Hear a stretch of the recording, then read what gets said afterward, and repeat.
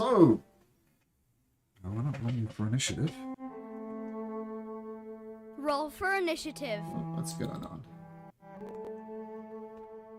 We can't roll for initiative. We're in initiative. I know. Okay. All right. All right. So, welcome back to Crown of the Oathbreaker. As things have gotten bad because you're in hell. Hell's not a nice place to be. You worked out. Do you remember who this was, Gent? Remember who this was? Who's this? You? King Waldron's first wife. King Waldron's first wife. That's right. All those sessions ago. We're up to session 70 now, maybe session 5. You remember Elisa? Actually, it goes further back than that. You first heard of her in the Old Grinder. She was the first devil/demon that was summoned. Then, of course, she killed King Waldron. And do you remember what she said to King Waldron as she killed him? Yeah, I think I'll see you in hell. See you in hell. And while King Waldron's not here, Queen Alyssa is. And if you remember, she's 500 feet away and firing off these really nasty arrows. There's some barred doors up here. And we're going to start with Matiko. Remember, it's horrendously hot here. So at the start of every turn, you need to make a Constitution saving throw. So do that for Matiko. And Matiko takes a point of exhaustion. Let's give him a point of exhaustion. Matiko says, that's too hot. And he's starting to adapt to his tentacle arm. And he's kind of crawling on all fours, using his tentacle arm to drag him along. 2, 3, 4, 5, 6. So he's going to rush up to the door. Try and get some cover behind these teeth here. And that's going to be his turn. Vander, at the start of your turn, I need you to make me a Constitution saving throw as well, please. Right. Because you are in That's hell. promising. Oh, wait. What? There we go. Let's have a look. 18 is good enough to avoid a point of exhaustion. Okay. Yep, you're good. Okay, so what do you do? And these doors were locked, right? Yeah. And if I remember correctly, Adai tried to break it down with his strength. Mm-hmm. Well, Vander isn't really the strongest person, so I'd like to try to cast a second level spell, Sure. Corrupting Ichor, to try to just destroy the locks of the door. Since it has like this acidic gleam that you spit out. That does necrotic damage. Yes. Like necrotic damage that would be very useful against living beings. You throw the corrupting ichor and it just slides off. It's immune to necrotic damage, unfortunately. Okay. Well, it's either that or just waiting for someone else to try to kick the doors down. I'm going to use my. I'm going to use a bardic inspiration and give that to. I'm going to give that to Mutile, I think. Okay, Mutile. Bardically inspired. Okay. Adai. At the start of Adai's turn, I'll be playing Adai for a little bit. He's going to make a Constitution saving throw. And, he nails it. Adai is going to try just to force it open. Still got some fight left in me. Oh, this should be athletics. But 4 is not going to do it. The doors do not budge. Joy. Joy's just going to hang around. She can't really do anything either. Okay, so we'll just say she takes a dodge action. We'll go with that. Yeah, it does. Okay, Incretion. Make a... Now, Joy's immune to fire, so she's fine, but Incarnation is not immune to fire, so he can make a Constitution saving throw. Ah, you're resisting the heat. Well done. No point of exhaustion for you, my friend.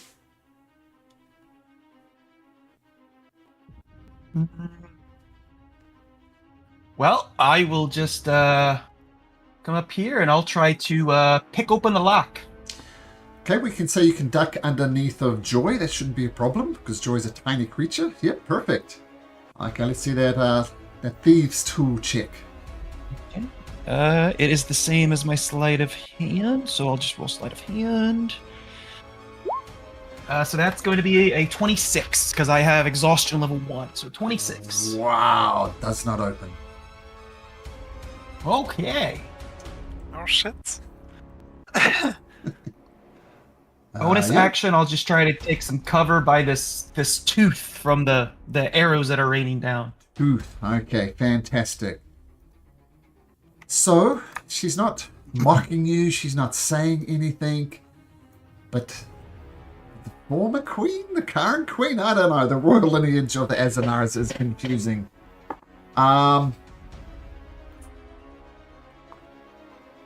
Yeah. Yes, 3 shots. She's going to make a perception check, and that's going to help her determine. Perception is wisdom, I think.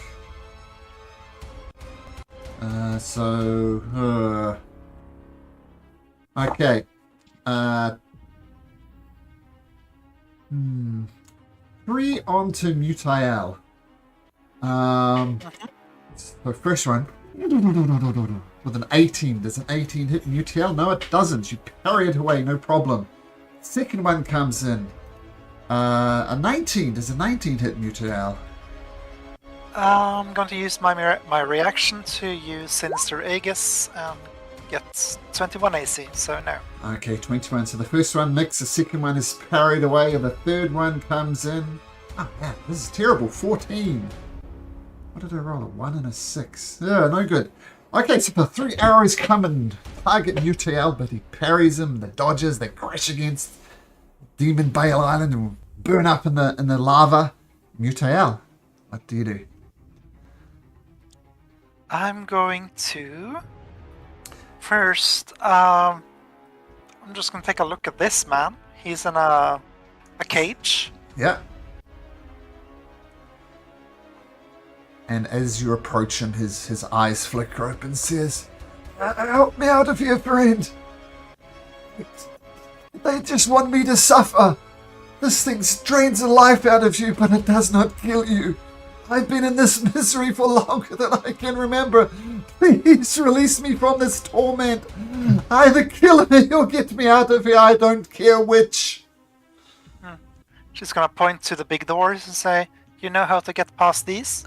No. Please.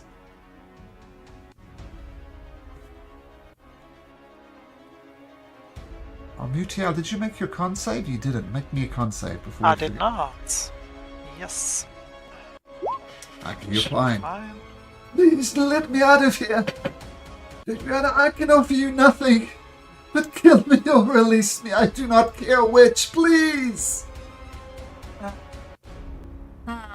Okay. And she's going to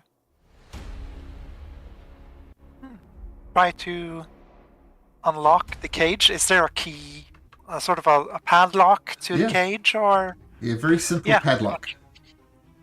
Yeah, she's going to try to use some thieves' tools that have been absorbed by her to sort of, I don't know, spider venom, carnage, tendril, and lockets. I love it. So that's... I'm just going to use my dex and proficiency. Oh, that's not too good. And... Are you using... Oh, there we 15. go. Yeah, 15. 15 is enough. It's a very simple lock. And this guy just falls out of the cage as you open it. He says, I can't move. Please. This was useless, but you can try to get us past these doors. Try to search your meaningless, useless brain to see if you know of a way in. I don't know. I'm sorry. Okay then. She's going to haul him up and just hold him in the direction of where the arrows are coming from. At least you can serve as a meat shield. Thank you for your sacrifice. He says. Well, you can try. When you say meat shield, he's going to resist. Oh, I guess I'm going to grapple. I can't really grapple him since Well, I already used my action. Well, Yeah. I'll put it this way: he rolls a 4. He's exhausted and not strong to start with, so you pick him up like a rag doll. And there's no way he can resist this. Just holding him like a wet little cat. Okay, fantastic. Yeah. Okay, back at the top of the turn order, Medico is going to make a Constitution saving throw. Yes, God damn it, it's hot. It's going to take another point of exhaustion. 2. And he's just going to start attacking the door. He's gonna. Okay. Gonna swoop out with both his tentacles. Well, there you go, Medico. 2 hits. So he does. What's that? A 19, 25. Does 12 points of damage to the door, and it's starting to buckle. There's another way through here. We don't need to use our smart, we use our brawn. Okay, can you make me this monster? Let's do this. Vander. Right. Make a Constitution saving throw. I can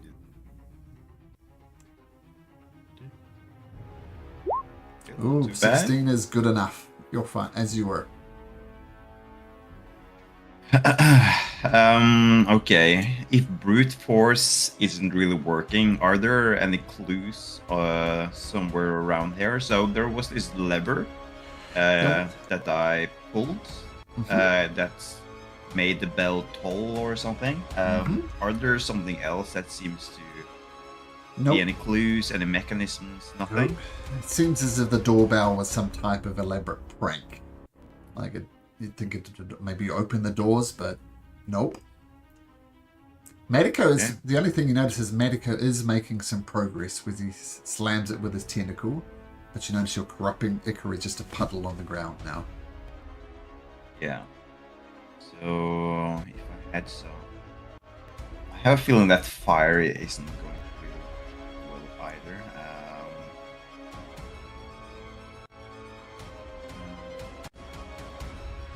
Could heat metal it, but yeah, I don't think that's going to do anything. My corruption didn't work. And my cantrips aren't really that good either because that's psychic damage and once again necrotic. But I can try to take out my wand of magic missiles. Sure. It has all its charges remaining. So I'm going to fire 2 charges into the door that's that Mariko is trying to work on. Yep. That's going to give me 4 balls. Yep. 4d4 plus 4. Absolutely. Right.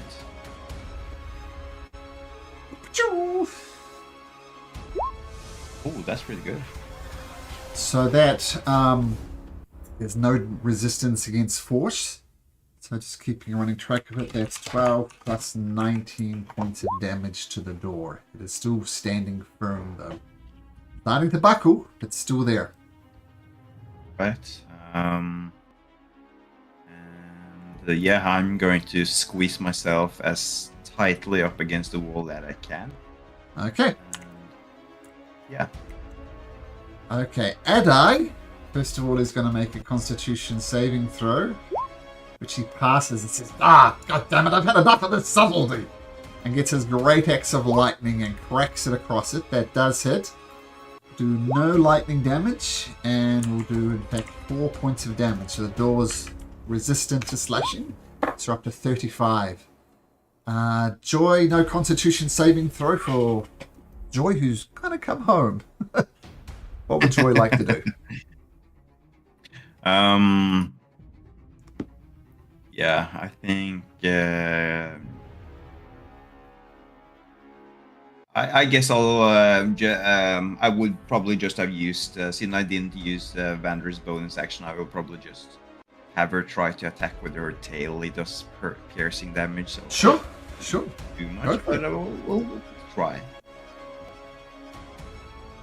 It's Joy's tail. Oh, well, does it hit? It does hit, but it does no damage. Like, just crack against it. There's an armor class you need to beat to do damage to it, and 12 is not enough to do damage to it. Okay. So Joy's the guy's physically trying to bash down the door. Incration, Constitution saving throw, please.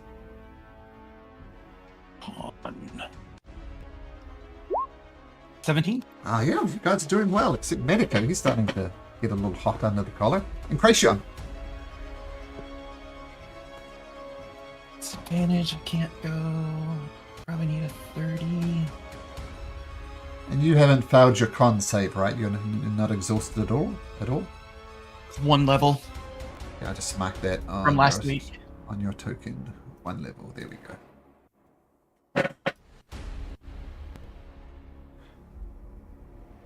But my exhaustion came from the bell that rung, not from the heat. Okay.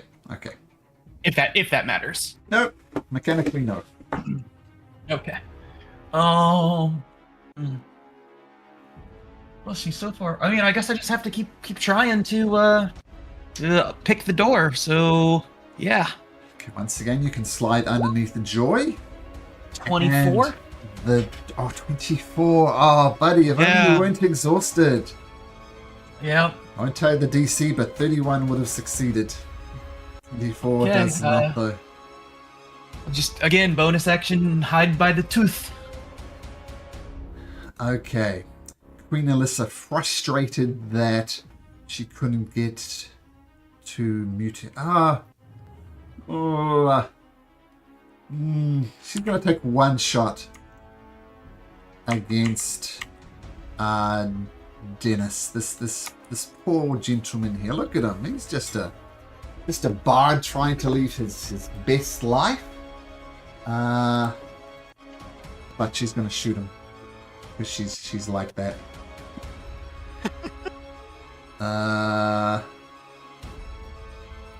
Good news, you still have a meat shield. It's not as quite as nice. It's just hanging limp in your grasp, but we'll give you some cover from it if you wish to continue using them as a meat shield, because that's fun. Then she's going to turn her arrows towards Incration. As you duck underneath that, you will get cover adjusted. That'll be a 24, though. Incration, taking the cover. 24 will hit. Make me a Constitution saving throw. 15? Ooh, that's enough. But you still take 10 piercing and 20 points of poison damage, is it? Oh, Uncanny dodge that for 15. 15. Okay. Like, what's her name? Neo's girlfriend? What's Neo's girlfriend's name? Trinity? Trinity! Like Trinity says, she says, dodge this. And you do dodge it. She rolls a 16. Dodge this, you filthy casual. Alright, Mutiel, Constitution saving throw, please. Oh, yep. No She's problem. going to drop the body and look down at him and say, you lied. You were useful. Slightly.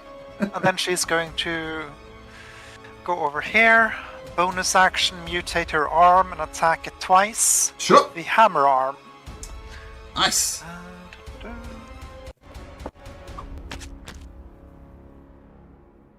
miss. You hit it, but do damage. But the 28 does do some damage.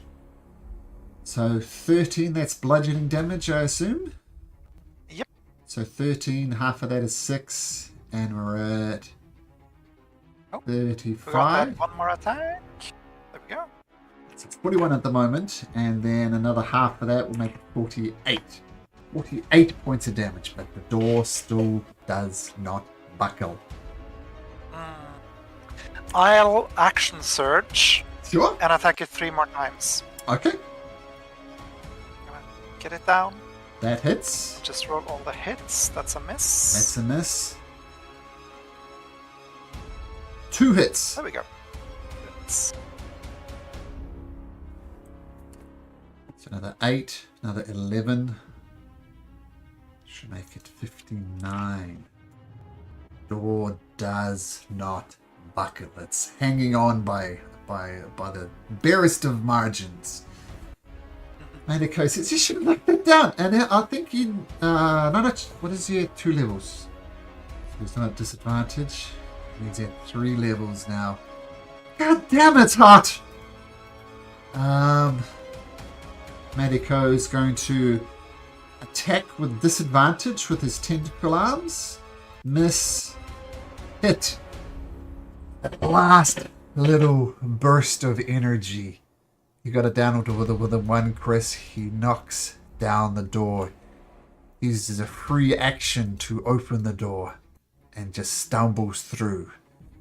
Oh, it's cooler in here, guys. Get in here as quick as you can. Vander, make a Constitution saving throw. Hello. Oh, hello. Hey, Sergio. Welcome to hell.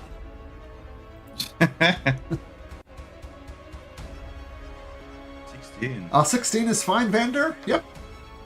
Perfect. So before I enter through the door, I'm going to say that, like, show my tongue like to the queen as I escape through the door. Sure. Okay, as you enter the door, let me just explain what you see. First of all, you see a broom that turns around and notices you. It's some type of sentient broom. There's a big set of scales in the center of the room. On one side of the scale is some type of leather bags to balance off the scale. There are 3 glowing gems over here. And those are the most notable features you see in this room. Okay. Yep. I will curiously approach the broom and see if it reacts to me at all. What are you doing in here? That's what I'll- You can't be here. And look, you've already dragged in all sorts of dirt and dust. How dare you? Clean up after yourself, says the broom. Oh. Well, it's much colder in here, and I'm not suited for the temperatures in hell. So I think I'm going to stay. I don't care about the temperatures. I don't care about anything you just said apart from dirt. And I think at the last session you got shot by arrows, didn't you? So I don't think you are rested. I didn't play the last game. I know I had to level up, which I did, and that's the only thing I know. I think you got pelted by some arrows, so you are in fact on 19 hit points. Okay, so welcome to the session. Okay, Vander, is that your turn? Yes. Okay, Adai, it's still incredibly hot out here. Can you make me a Constitution saving throw, please? Yes, I can. 1 second. Let's have I'm just gonna roll 1d20 quickly. And Sure. Okay, that's fine. Yeah. That'll be more than enough, unless you're going to minus 4 Because to your con. there's a problem not loading the character. Sure. I just updated my computer and I pay the price.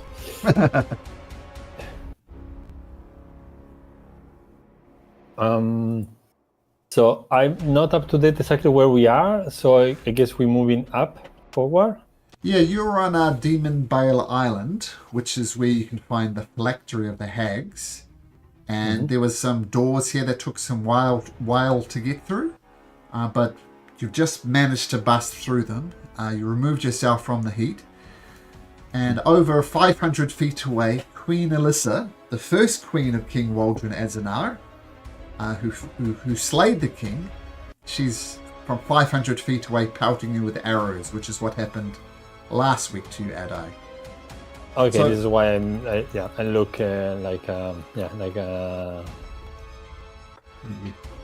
Poisoned arrows okay. is particularly nasty. But you're out of the So heat then- now. You're out of the heat. It's just hot, but no saving Okay, throws so required for now. the moment until I'm gonna dodge, go here, and if I have a second win, which I don't know whether I do, I will just heal myself. Okay. You do And have a that's second win, so feel free to use that. Okay. And meantime, you're gonna load my character. Okay, what does Joy do? Joy will fly in. She is invisible, so she'll just land neatly on Vander's shoulder. That's her turn. Didn't Joy attack the door, which would make her visible? Oh yeah, then she's invisible, so she's going to stare ominously at the broom, I guess. Or you could use your action to become invisible, because you haven't done anything apart from move. That's true. Maybe we'll do that. Okay. Incration, make a Constitution saving throw.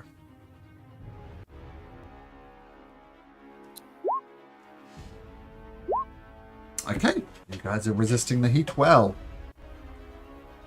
Okay, door is open. Let's get out of dodge here. Is the broom being hostile at all? It's telling off all of you. Okay, and I got a protection from evil. Is that a concentration spell? It is. Yes, please. Yes, Okay, it so is. put that on there and put a shield on you. That one. Okay. It's admonishing all of you. You need to clean up after. Look, this is not some public walkway. You need to keep clean. Okay, he's being annoying. I'm gonna throw a card at him. Okay. That's a 17 hit. 17 hits. Sneak with Vander being there, so Yeah. 28 damage. Oh, rude. Survives it. And we'll see how it reacts when it comes back to his turn. Bonus action, dash to this other side. Okay. Okay, cool. Queen Elisa, with only one target she can see, is going to fire 3 arrows, all at Mutael. First one. Whoops. A 23 Mutael. That's going to hit regardless. Okay, so she will take... Oops. She will take 11 piercing and 10 poison. And a Constitution saving throw, please.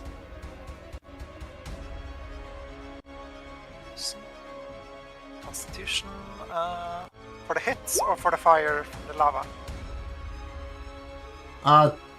To resist an effect from the bow, from the bow. Ah. Okay, but that We'll is... roll for the lava. Yeah. Or the lava? The heat. Oh, the heat! Oh, the heat. Sorry, I forgot about that. But 15 succeeds, so you're good. But a second arrow is going to fly in and roll a dirty 20. I'm gonna use my reaction to give myself 21 AC. Okay, and the final shot is going to be a 23. It's So 4 piercing, 14 poison, and another con saving throw, please.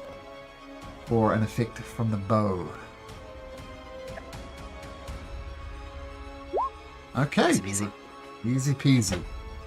And that'll be your turn. And Mutiel's turn. What does she do, Chris?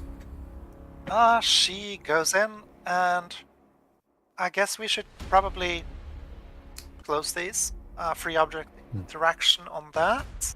You pulled And I the suppose if I close the other one, it would require an action. No, it's a double door. You can kind of do it at once. It's fine. Okay, yeah, fine. That's 5. Is this broom being bad? Well, it's being I am being rather, good. Ungrateful. You guys are being bad. You're dragging dirt in here. And this idiot over here shoots me. He obviously doesn't care about cleanliness the same way that I do. It's not me that's being bad, it's you that's being bad. He has, or the broom has a point.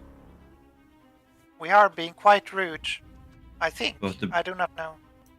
But the broom is being annoying, so in a sense, it's being bad. So if things annoy you, you destroy them. If I can, I will. Okay, I shall do as my friends do, and then she's going to take her hammer arm and smash the broom. Okay.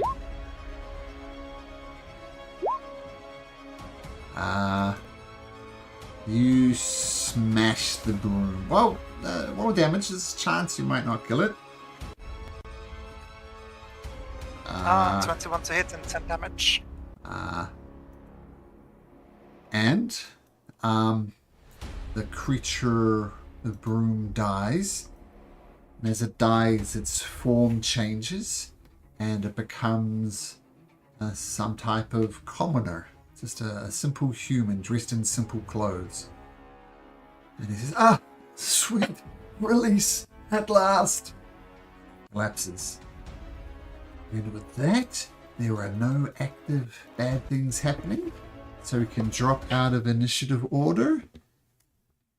Mutail, vendor does answering question, they do sometimes things that not necessarily need to be copied. They are quite impulsive and not much resilient on other people's opinion. I don't think that it's necessary that you copy them. I shall think on this to do as them do or not. Curious. But the thing, it turned into a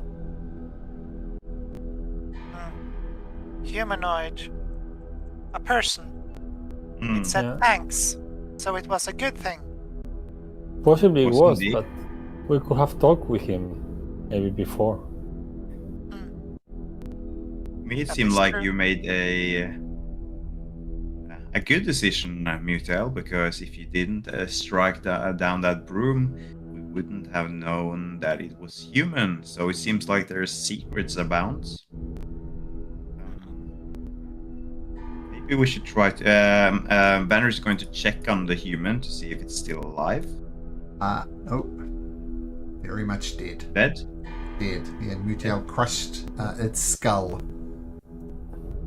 Maybe we should try to do the same with Vandor to see whether he's human. Well, I'm not human, Adai. I can say that already. So far, That's not that a far I secret. got. Yeah, that far I got, man. Well, I heard you were really excited about some gems, and I don't like to be breaking up the party, but I don't see shit. So, what the hell is going on with these gems? I'm not gonna get close to them, Yeah, I'll guide you over to the gems. and I'm gonna investigate them. Okay. You can make an investigation at disadvantage, but if you pick them up, you can make a normal investigation check. It's your choice. Then I have advantage if I have this magic goggle, so I'm gonna not touch it, but then roll normal. Okay.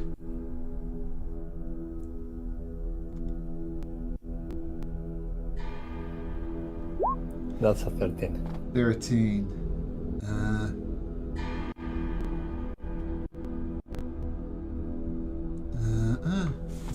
Sick.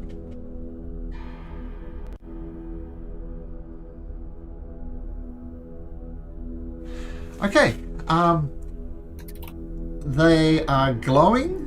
Not in a way not in the sense of reflected light, but just some internal glow to them. And they pulsate ever so slightly. You confirm that they are magical because normal gems don't have an inner glow. But that's what you that's what you get for your 13 investigation just by looking at them with your flash goggles.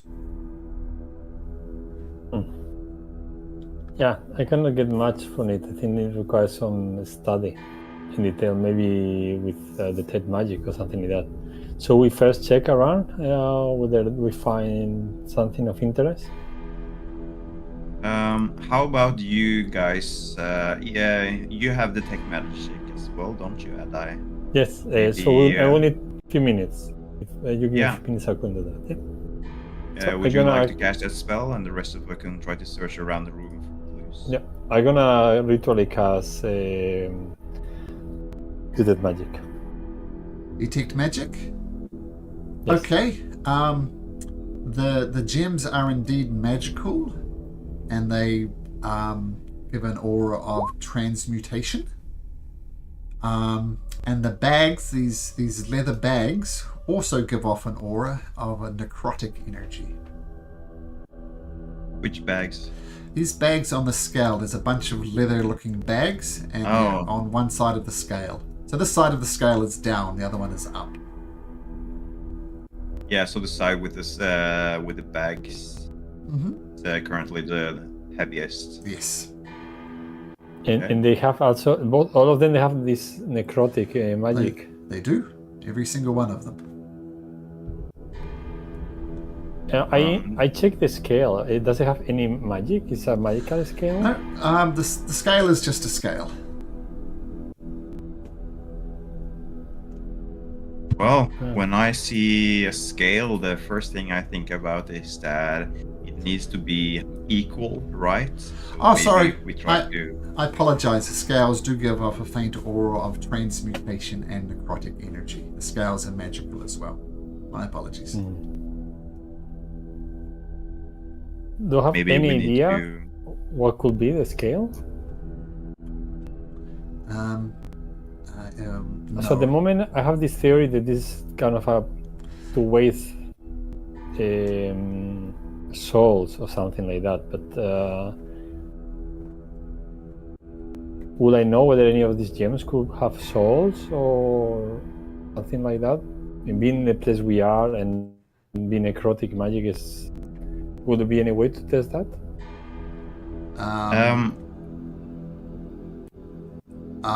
To test whether the gems have souls in them, was that the question? Yes. We're going to pick them up and take a closer look. Absolutely. Guys, I'm gonna investigate more detail. Something tells me it's a bad idea, so you should be ready. Okay, make an investigation check. And with your goggles, you can do it at advantage. Okay. Damn it. 18.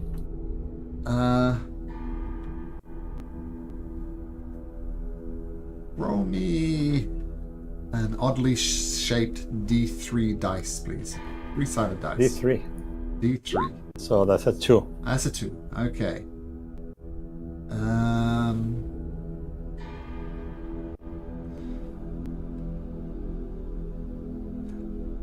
As you pick it up and look at it, you hear a voice telepathically talking in your head.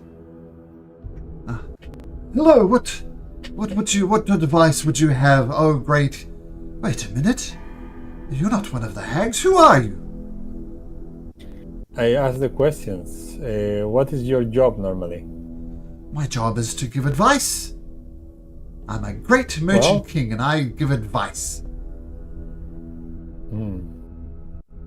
Can you give me advice on any traps or secrets that this place has?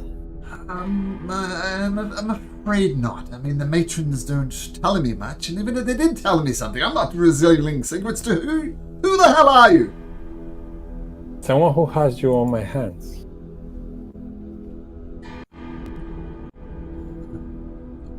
Well, regardless, I suspect the threat of smashing is about to happen. But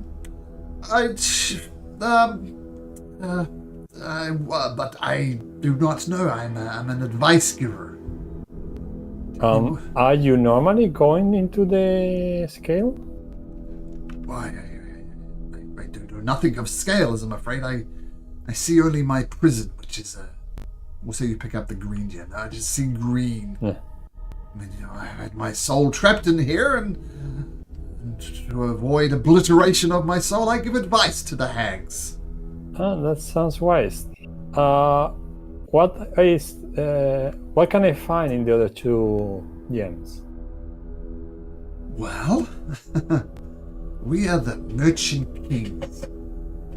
You can call of us between the liar, the kind, and the brash. Not going to tell you which one I am, though. What was the last one? The liar, the kind, and the brash. This one I didn't get. So, how do you spell that? Sorry.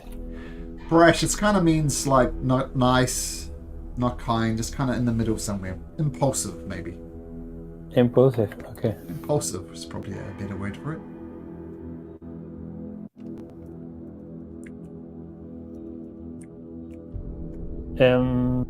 When he said that he sees his gem, he said the color, no? He said green, no? Yeah. Yep, you're talking to the green. And I because I don't see shit. So, guys, is this a green gem? Looks green. I'm telepathically talking with someone inside. I think one of them is a liar, the other one is kind, and the other one is Rush, which I feel is this one, but I'm not sure. Vendor, maybe you want to try one of the gems and see whether we can figure out who is the best one to interact with? So, One of them is gonna lie to you, probably. Vander's going to pick up the. Let's try the red gem. Hello? Try to speak with. What would you like, great mate? Wait! Who are you? You're not the matrons of Mallet. How dare you? Have you obviously invaded something? Have I been stolen? Please put me Oh down. no, I'm Vander, and you're currently located inside the gem, inside one of the circles of hell. Do you know that? Oh, I didn't know that, but I see red. That's all I see. So, okay, I'm in hell. Great. Living in this gem is some type of hell in itself. Yeah, so I guess 2 things make something right then. Do you have some friends here? Do you talk with the other ones in the other gems next to you? Look, I can telepathically talk to the person who holds me. If I had hands, I could possibly pick them up and talk to them, but I don't have hands. Well, that is fruitful, I guess. Do you wish you had hands, though? Do you miss having a mortal or a physical body? What do you think, you idiot? Well, I don't know. Please explain some more. I don't understand being a gem. It's all kind of new to me. I've been here for maybe 100 years. It's not the best life, but it's what I've got. You sound like an optimistic guy with high spirits. Nice. Make the best of a bad situation, of course. Well, I'm going to put you down now. I might talk with you again very soon, though. I'm going to talk with some of the other gems. Thank you. Okay. And are you saying anything else to your gem? When it was the last time the Hex were here? The last time I talked to them was a few days ago. Day is a little bit fuzzy here, but I'd guess 3 days ago. We talked to Would that Blister. make sense? Would that make sense with Blister, no? Because we have rescued 2 of them recently, so would that make sense? Yeah, Blister was the one who wasn't captured. Okay. I pick up the last gem. Oh, hello. What would you like, help with, well, you're not the matron. What's going on? Oh, shut up, man. So, I'm kind of fed up with these guys. What are you? No response. Oh, you can talk now. Oh! You are an idiot. What is it that you want? You're not the hags. It doesn't matter who I am. I have you in my hands, and I have a little patience at this moment.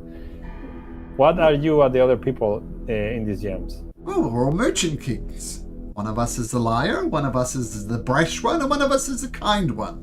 You'll have to work out which is which. I break a little bit the telepathic link. Vander, did you ask yours what was his profession and what are they? I didn't really ask. I tried to annoy the gem a little bit, but it didn't seem like he was being brash about it. A little bit offended, sure, but I didn't get any clues. Can you just do it, please? I'll pick up the red gem and say, hello again. Just calling back one more time. Not you again. How have you been? Oh, since the last 10 seconds I talked to you, fantastic. The moments you didn't talk to me was moments I looked forward to. And now now you're talking to me, I'm annoyed again. I understand. I can have that effect on some. Listen though, the words liar, the kind, and the brash. What does that tell you? Yes, that's one of us. One of us is the liar, one of us is the brash, and one of us is the kind. So you and your two friends have like these nicknames then, and this is some kind of children's game to try to guess which is which? Yes. Well, I don't know. We're just not telling you. Surely you've had people not tell you things in your past? Well, people try to not tell me things, but usually clues slip through their lips. Sadly for you, you don't have lips anymore, so I guess it's going to be much rougher with you. Want to rub it in? Sure, we don't have lips. But we can talk. That's something. Yeah, and I do enjoy our conversation. That's nice as well. Well, I'll release mine. Sure. Seems that all of them are saying the same thing so far. Maybe when they give advice is when they lie, or... Vander's going to put his gem down as well, and he's going to say, so yeah, it's their personality seems somewhat different, but it's hard to judge just by their personality. Maybe we should just ask a control question to each and one of them and try to see how they respond. I mean, so far the control question that they had, it was all the same, which is, what are they? And they know they gave the same answer. But maybe this is the point in which they lie. Yeah, but I think the control question should be something that they could reflect upon, maybe what do they think about the hags? How was their former life? Something like that, perhaps. But it's something that we know the answer. So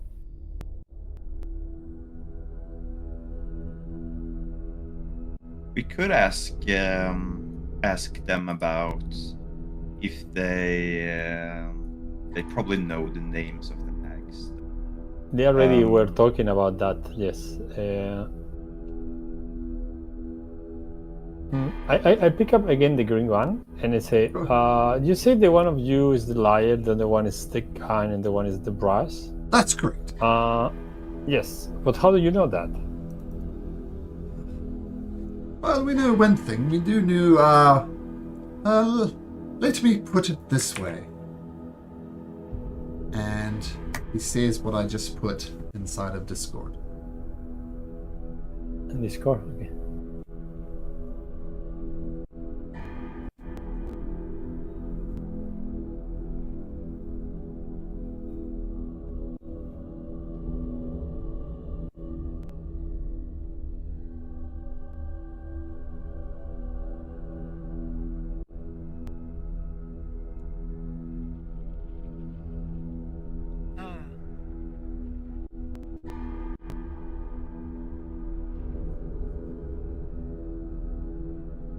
Okay.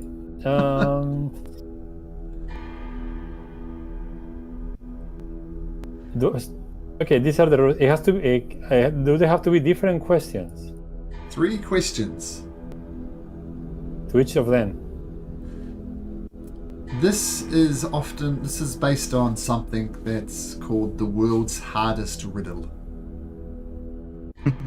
I've seen the solution. I've seen the logic behind this solution. It still makes no sense to me. I'd have to sit down and study it for an hour to truly understand it. I ask. It can be any question. It has to be because it's a yes or no answer. Okay. So I'm gonna start now asking you the questions. I say to the green one. Are you in a green gem? Why? That's a yes. That's a yes. Sorry. Are you in a green gem? No.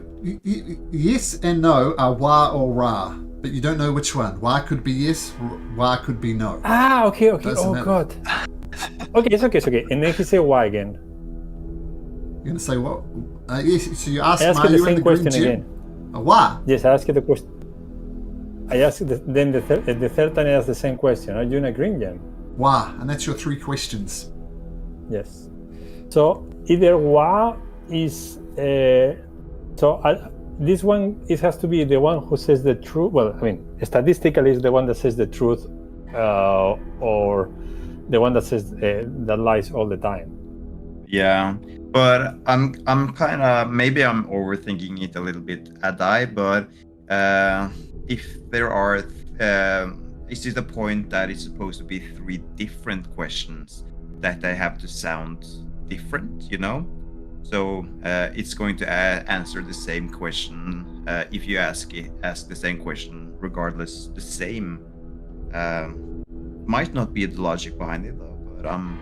But you must determine pointing out- entities by asking 3 yes or no questions. Doesn't say they have to. It cannot be the same question. Yeah, it doesn't, but it doesn't say that it should be or can't be. But asking the same question has the advantage that you will figure out who is the one who sometimes says the truth, sometimes says not the truth. Then you only have to differentiate between the other 2. But he might have been lying and just randomly. Yeah, it could be wah. It could be randomly choosing. He could have randomly said wah 3 times in a row. Well, I think we've chosen this strategy now, so I think it's best to just complete it. So if I use comprehend languages, should I understand this language? Do I think? Nope.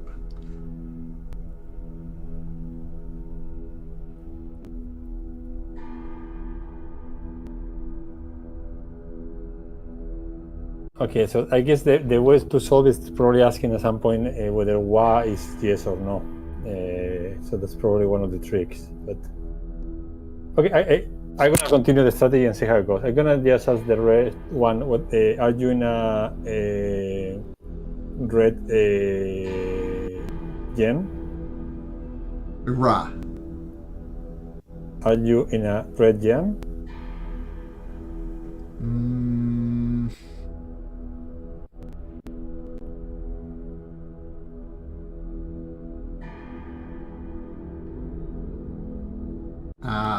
Ra. Are you in a red gem? Ra. And that's your 3 And then questions. I ask the yellow one the same thing. Are you in a yellow gem? Wah. Are you in a okay. Well, and let me just say this. You're not even close. No. It's incredibly complicated. As I said, I know the questions. I don't understand why those questions are the questions they are.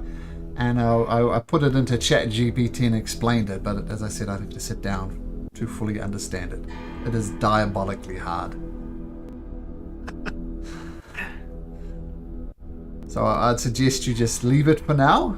And maybe try and work it out in your free time. Because, yeah, not even close. It's I do remember. Pick one at random. I mean, I have a way to figure out, but this, I mean, I'm using a spell, but that's probably overkill. Spell won't work. This is a riddle. This is a mind twister. Yeah.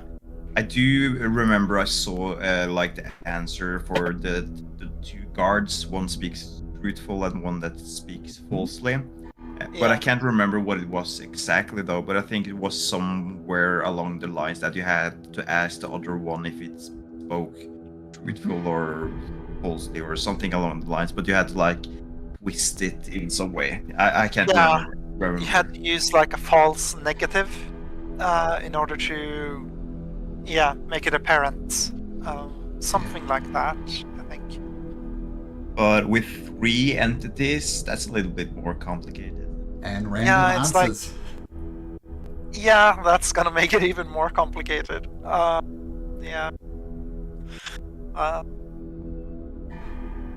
don't we just smash them? Could just do that. Smash them.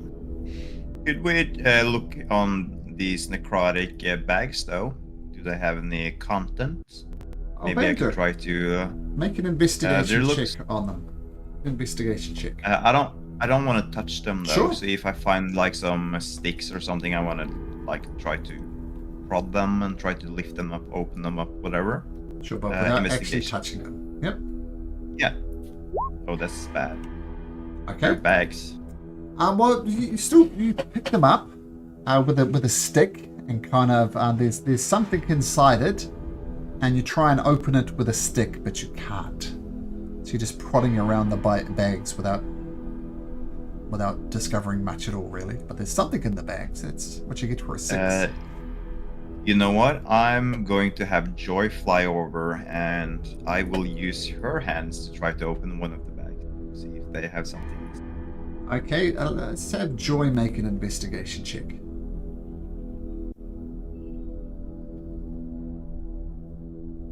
That's 8, so it's better than Vander.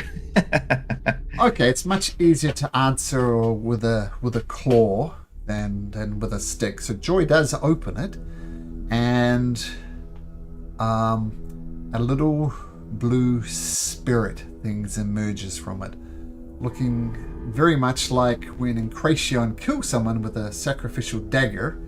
A blue entity comes out and flies out the door, just escapes. And before the spirit escape, can I just shout at it, hey, and I'm going to point at Incration. I'm going to say, did this guy send you here with his magical daggers? The soul ignores you and just takes off. And it passes through these doors like without even opening the doors. It's just gone. So these bags appear to contain souls. I was not that wrong. Okay. I want to try to lift some of the bags over to the other side to try to even out the what is it called? Thing. Okay.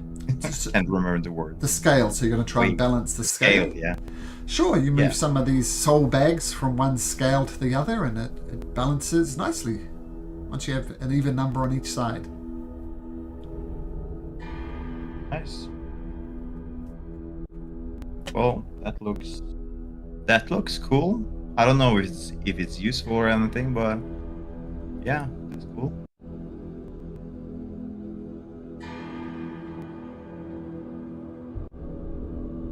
I wonder if we could use the scale to weigh the gems or something, but it seems like that's not any of the clues.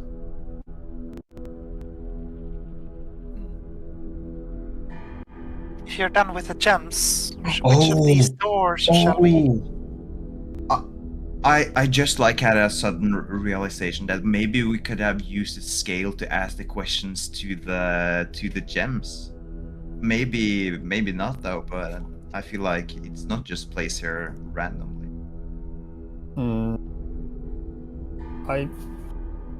Well, I mean, maybe he lied, but I think they don't go to the scales, these ones. Well, we'll say, Vander, you place the 3 glowing gems on the scale, you balance it with the soul bags, and nothing remarkable happens. It just balances like a And, stone. what I meant though is that we have, let's say, the red gem here and the green gem here. Let's say the red gem weighs more, and then we ask questions correlated to if it weighs more or less than the red gem, and vice versa, like that. Would basically be the same principle as asking its color, though. But yeah. Well, you balance the gems on either side and ask some questions. Nothing. I mean, as I said, you're miles off, and like, don't take that. Like, I'm miles and miles away. It is insanely complicated. As I said, it's based on the world's hardest riddle, and you can get it in 3 questions, but yeah. Okay, so then maybe she will explore the rest. Medico says, let's get what we need, and let's get out of here. I'm tired. I'm hot. I'm sweating in all the wrong places. Let's get moving.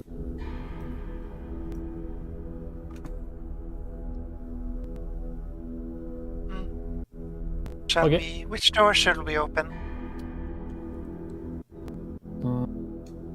Either one is fine. So let's go here.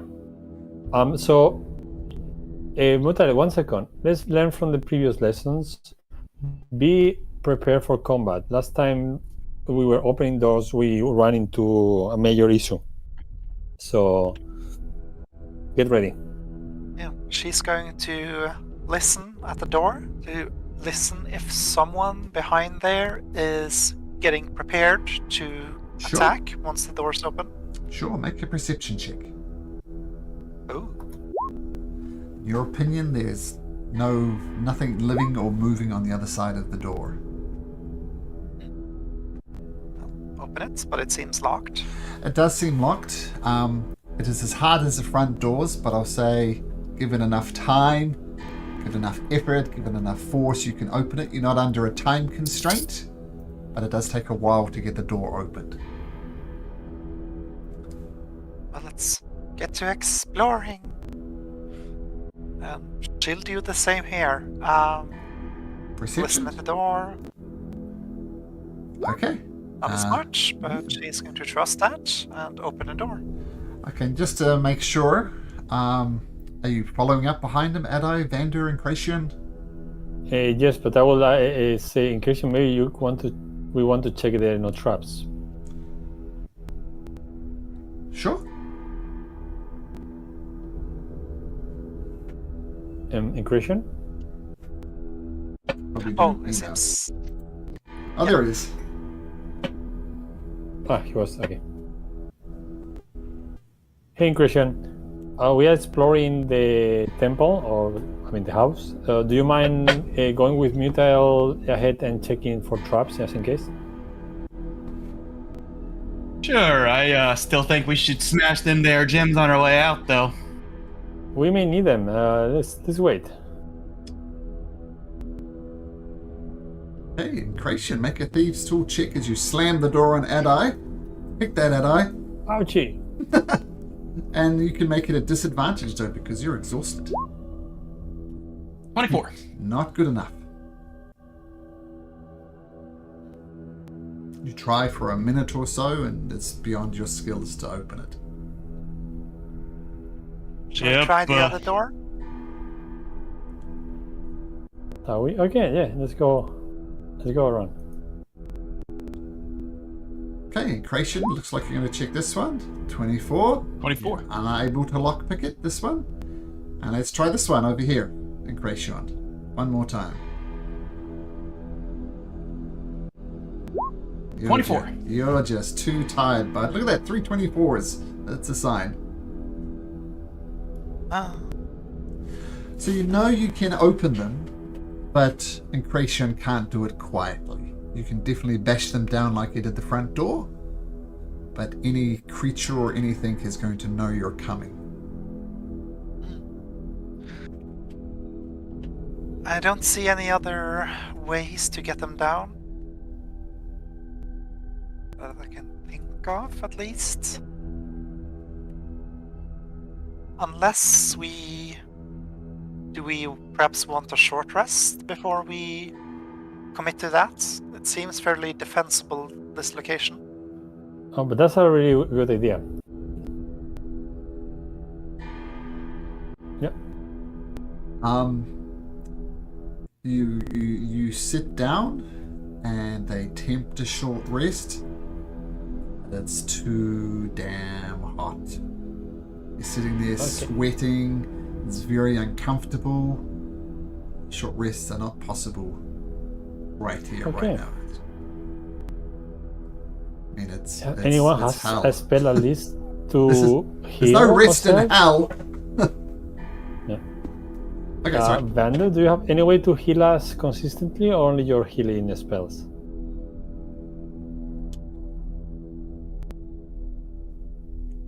So there's no aura vitality or anything like that, no? I don't think he has that. Yeah. Okay. Who? No, Vander, whether we have any healing spells that are more advanced than healing word? Well, I don't possess that though. I only have cure wounds. That's everything I have. Okay, good. Then, yeah, okay, so let's... Mash? So wait a second. I'm gonna go here and check the door because I still have to taste magic. Is this door magically locked? No. Okay, let's check then the other. Yeah, I'll just say this: all the doors are non-magical. They're just very solid, well-locked doors. Nothing magical about them.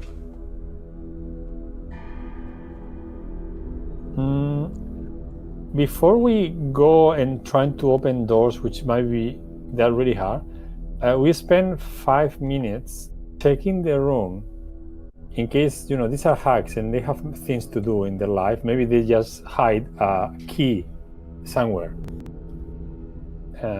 just in case. Okay, so you take 10 minutes. You investigate the room.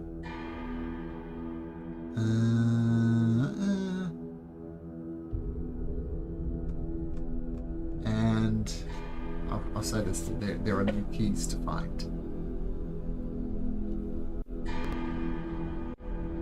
Okay. So you try, Mutael. Did you try to open the one facing east? I'll try, but I suspect it'll be locked. Yeah. It is locked. And Incretion, can you give it a shot? He tried and he failed. Yeah, it's The one, flashing time. the one on the top. Yep. Yeah. Any doors that would take you somewhere else are all beyond Incretion's abilities to open. I take out my lockpick, which is roughly 10 kilos of iron in a great X of lighting. Okay. Okay, sure. Yeah, so I pick one of them. Probably this one, which is facing east, and I start pounding on it. And once I get tired, I give the axe to Mutant. This one? Yeah, I'll Yes. pound on it as well with my hammer arm. Eventually, Not sure if- you do manage to bash it down, and I'll give you a free open as well. Oh, by the way, so Edi, Wednesdays aren't going to be good for you in the new year. Is that right? Yes, this is correct. Yes. So I message you all individually, and it seems Tuesday works for everybody. Is that true? Is that the case? Yeah. Yeah. Unfortunately, it does not for me. But if it works for everybody, then feel free to continue without me. No, that would not be fair.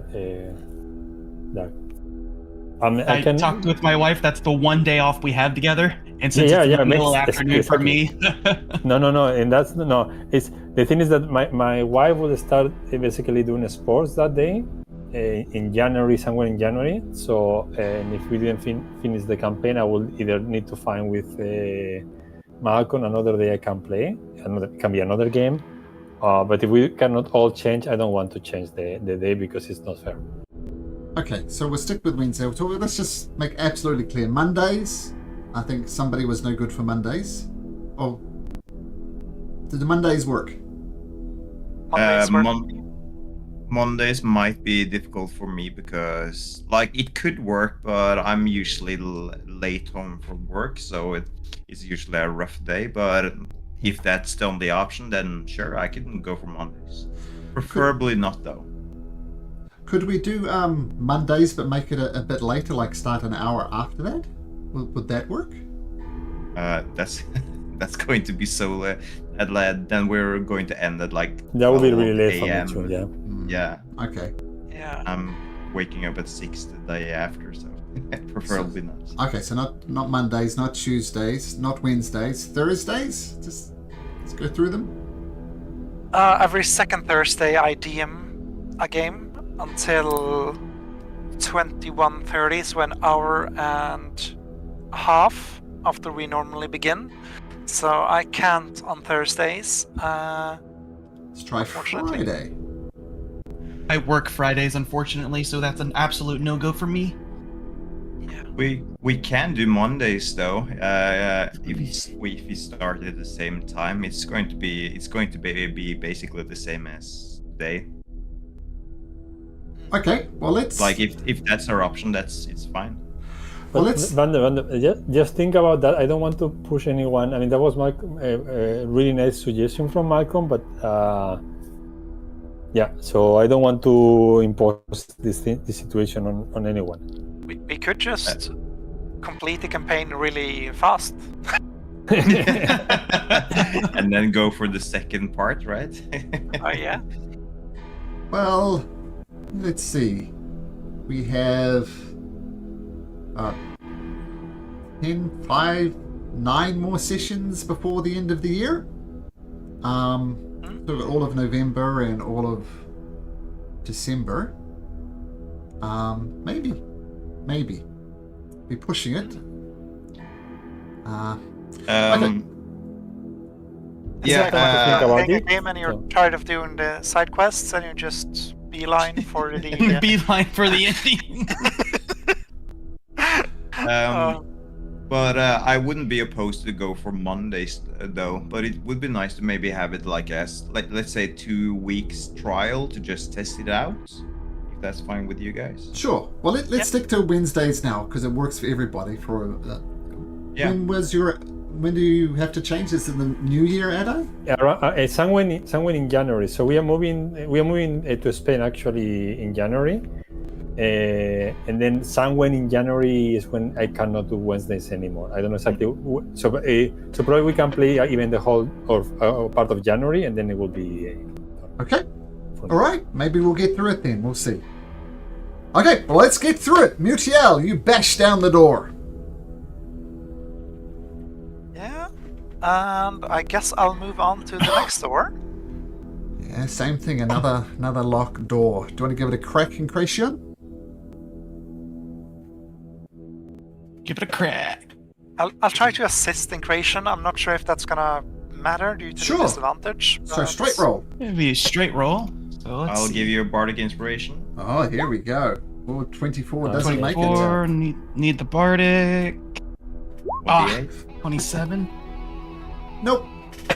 It's a 30. 30 is what you rough. need. Oh, it's smashing. okay. Okay, smash with a great axe of lightning and whatever the hell Mutiel is attacking with. It's all a bit fuzzy. Okay, the door is... I guess if you bash it down, you open it. There's no way to do it. Yep. I don't know if this is upsetting to Mutiel or not, but you see... I warned you this was a dark campaign. You see over here a body of some creature. It's tough to know because it doesn't have any skin. And you see a sewing machine up the top there with some skin on it. And you all of a sudden realize what the soul bags are made from. They're made from human skin. And you see a pile of bodies here, a pile of flayed bodies without any skin, just tossed to the ground. There's blood everywhere. And in this pool here, you see maggot-like creatures just swimming around, all with humanoid faces. So it's maggots with a female face, a male face, an elf face, and they're just swimming around mindlessly. So I don't know if that turns Mutiel's stomach or not, but it's a very, very gross sight. She's gonna enter the room and inspect it like a curious child, I think. Go. Okay. This is very strange. Come look. It's so strange. Mutael, if I learn something about this land in the few weeks we have in here, is that something curious is not something I want to see. I never been so glad to be blind.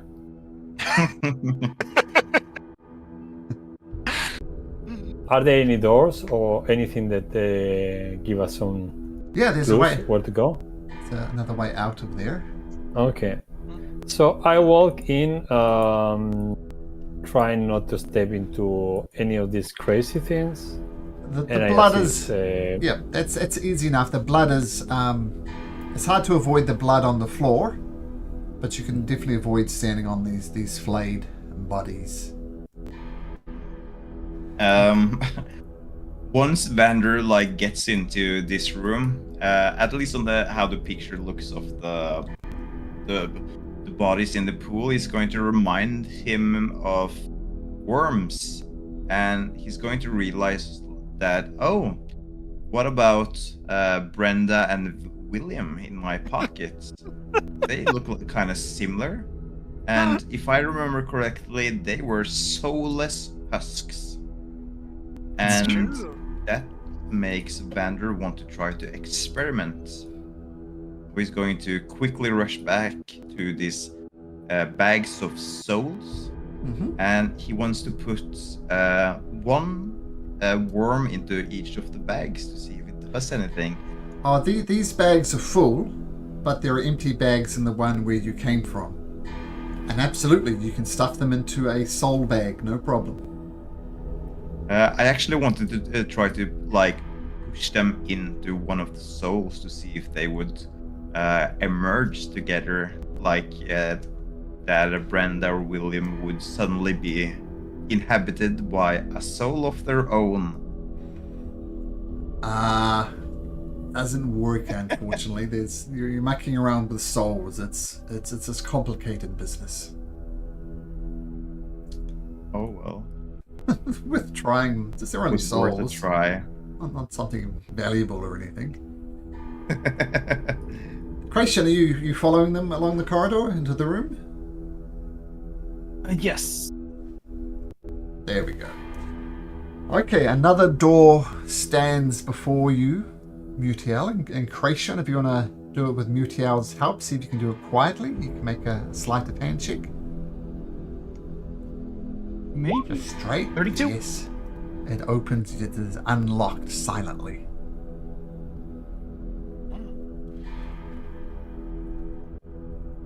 Just another short corridor ahead, Mutiel.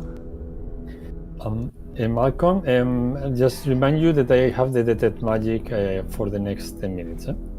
Yep, nothing magical pings in the soul bag room. This one with the maggot soul things. Okay, another locked door in front of you. Try the same as last time. Okay, sleight of hand, just a straight roll.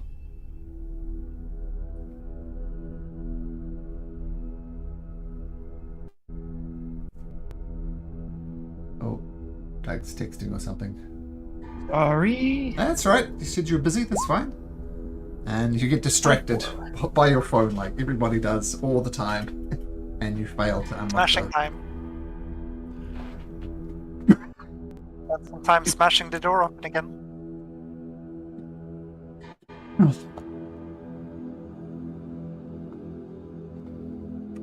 Okay. You smash the door down, and before you go in, you notice a couple of things. So nobody moved just yet, but the door opens. You see an opening to the bottom of Demonbane Island, as it's known, and it opens up to the lava. So this is liquid hot magma. And there's various curiosities along these far walls that you can see. The thing that grabs your attention is this creature here. And because you are bashing, it's going to take its prepared action against Mutael.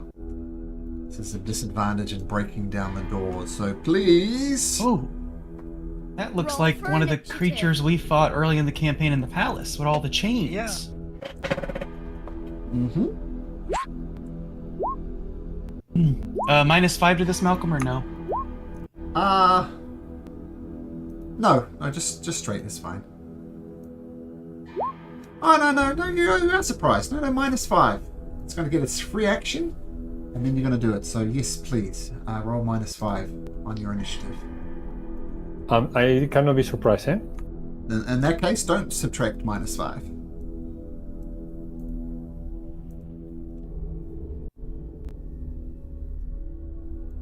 Okay. Set up.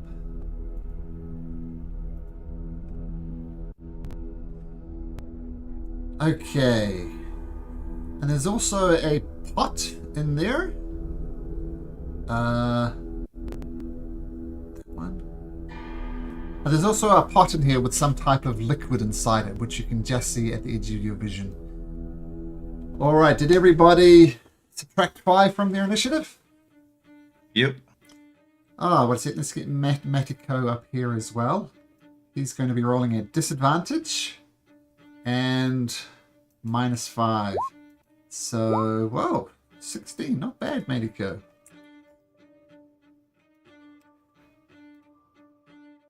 Okay, so the creature with the chain smiles wickedly and says, "You shouldn't have come here. It was a big mistake. You are not welcome here." She just needs to be there, actually. And he flings out a chain straight at you.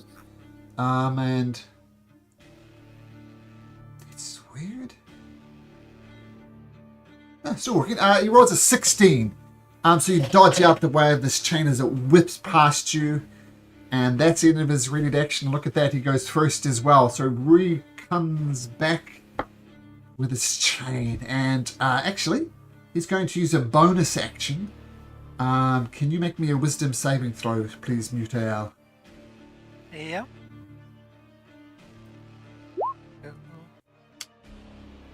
15 makes it. I won't say what it is, but you reject what it is. Flings at you with a second time with a chain, rolling at 21.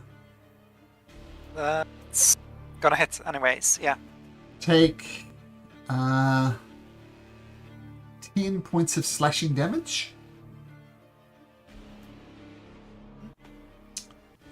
And you are restrained as a chain wraps around you. Mechanically restrained, so he's going to fire a second chain at you. At advantage. How's this being read? An 18. So the second one misses. Is an 18 and a natural 1. This is you. Come with me. And drags you towards the lava pit. But he doesn't quite have the movement to drag you all the way there, but he's threatening to drag you in. And that's his turn. Medico says, "Oh, shit."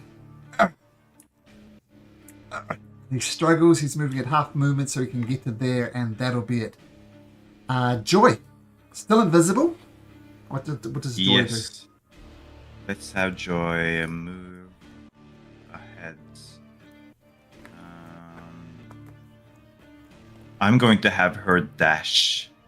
Sure. And I'll have her go in here, fly to the right, and then just go 10 feet up into the air. And yeah, that's Okay, That's 10 feet what she's is going to do. all she can go, so she'll be on the roof. So let's imagine her perching on the roof. But Yeah. yeah, right at the top. Okay, this pot of soup. Oh, actually, I gotta.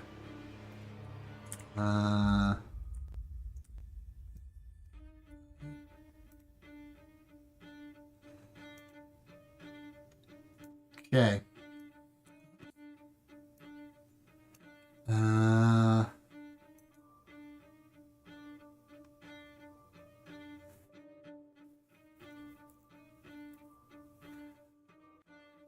Okay, make me a dexterity saving throw, please, Mutiel. I'm not sure if restrain gives you disadvantage. Disadvantage, yeah. Okay, so dex save at disadvantage. It's been 9. The creature throws some of its hot contents on you. It's like tipping some of its contents on you. You take 18 points of fire damage. You're scalded by it. Okay. Okay, Adai. Still got protection from good and evil up, we'll say. No, the detection, detect magic. Okay, so you're still concentrating on detect magic. So I'm gonna move here. And I'm going to cast come with me, Muthael. And I cast Thunderstep. Alright. So it needs to make a constitution saving throw. Any resistances against thunder or anything? Same. It doesn't. Yeah, same for Joy, sorry, and that thing that is flying there. Okay, the thing with the chain succeeds, so it'll take 11 points of thunder. And the pot will take... what is it? A constitution saving throw? It fails, so the pot will take 22 points of damage. And I guess Joy takes And 11 Joy points is of set damage. 11. Okay, so he's 11. thunder step away. Nice. And I take out the shield in case I didn't have it so far out, and that's my turn. So you just... I just need to read on something. Yeah, just proceed though. Okay, so you just bamfed Mutiel just a little bit to get him breaking out of there. Okay, excellent. Vander, your turn.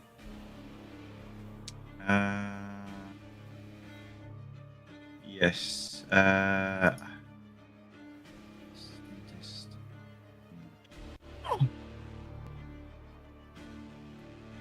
Just trying to look up my class features because I know that I can make Joy resistant to one type of magic.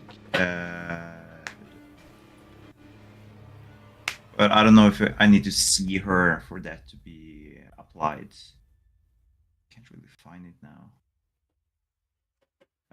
Yeah, I'm just going to do it in retrospect anyway because she's going to die at 11 HP. But if I can use my reaction to make her resistant, then she's going to survive. So yeah, I'm just going to do that in retrospect after my turn. So she takes 5 points of damage, in other words. She makes Maybe. it, I just need to see if I can use that ability if I cannot see her. well, you can't see her regardless because she's invisible. Yeah, but like, yeah. I need to read up on that ability, so I'm just going to kill her after, like, if she dies. I'm just going to look it up after my turn. Sure. On my turn, though, I'm going to. Do you have some nice spell slots, though? I have this new spell which I would like to cast, Spirit of Death, which is pretty cool. I did find it. It's a part of the Book of Many Things. So, spirit? Yeah, let's get a spirit. Spirit that has, incorporeal movements, multi-attack, reaping scythe, 4th level spell, so he's going to have how much HP? He's going to have 40 HP. Armor class of 15. Okay, controlled by Vander. And I'm sure it's going to roll its own initiative, right? No, the spirit shares your initiative count and takes its turn immediately after yours. Okay, cool. I don't have anything else to use my bonus action on, so I'm going to end my turn and send it over to this spirit of death. You should be able to move it over there easily enough. You should have control of this token, Vander. I'm just going to place it here though, because it's placement. So I don't have to move it. And I'm going to have it do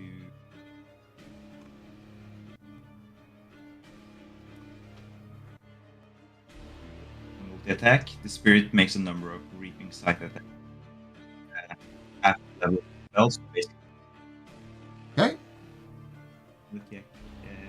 Your spell attack modification to hit, which is plus 9, so that's pretty good. Okay. So I'll just roll to 20 and add 9. Sure. 17 3 and hits. 5. Oh, sorry, 3 is a 10, and 5 is a... So it's plus 7, 12? Well, no, both of those miss. Yeah, it's plus 9. Both of those miss. Oh, that's sad. That's a pretty shocking roll. Yeah, that's bad. But as a bonus action, it can make a haunt creature. The spirit targets a creature it can see within itself and begins haunting it. While the target is haunted, you and the spirit sense the direction and distance of the target. It's the same planes of existence as you.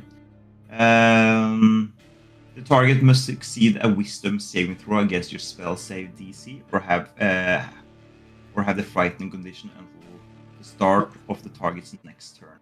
Rolled an 18. So, is that pass? Yeah, DC 16. Okay, cool. All right. Has magic resistance. Otherwise, it would have failed. Okay, Vander is summoning the spirit, attacking this chain type devil. Okay, good round. Incretion. Like I have a line on him? I do. Steady aim, fling a card. 27? Yeah, 27 hits. 27 damage. Okay, nice and symmetrical. That's all piercing, magical piercing, right? Nothing, just magical piercing. Okay, 27 points of damage. The card flings across, sneaks into him, and he doesn't like it. Ow. That's steady aim, so that would be your turn. Mutael, just recently freed from the it granted a resistance. Oh, okay. Joy's on 5. I'll attack it 3 times. Sure. With my stinger. Yep. Which will be magical, since Sure. I absorbed a magical item. That's a miss. That's a hit. That's a hit. And that's a hit. Okay, nice. Let's see. I'll roll Critical. it. Whoops. Wow. Natural 20! Sorry, that's the wrong button. You don't get a wow for a natural 20. Okay, let's see the damage. 28 plus 14. I'll re-roll the 1. So from 13, 15 plus 14, so that's 29. Yeah. 29. Okay. 28. Yeah. No, 29. Yeah. math. And then she'll do a bonus action, second wind. Okay, healing up. Okay. The creature finds itself surrounded by intruders, and she says, thin out the herd. And she gets a chain. Who's she gonna go for? Gonna go one for Mutiel, one for Adai. So Mutiel, the chain whips around, and it rolls a 21. Yeah, it's Okay. Take 13 slashing damage. With me. And it steps into the lava. Drags you into the lava. Oomph. Oomph. And, oh wait a minute, I think the lighting's a little weird here. Let me, oh no. So it drags you into the lava. At the start of your turn, Mutiel, you're going to be taking a buttload of damage. So unless someone can get you out of there, you're right in the center of the lava pool. The creature is laughing because it's immune to fire. And yeah, Medico comes rushing in and says, can't even Dimension Door him out. I have to. Does he have? Dimension Door is touch, right? Pretty sure it's touch, yeah. It is touch. Boring. Yeah, so it'd have to be touching. And he struggles over here and says, I can reach him from there, but I'm just too tired. So he's moving at half speed. Joy, somehow surviving the thunder step. Still invisible. What do you do?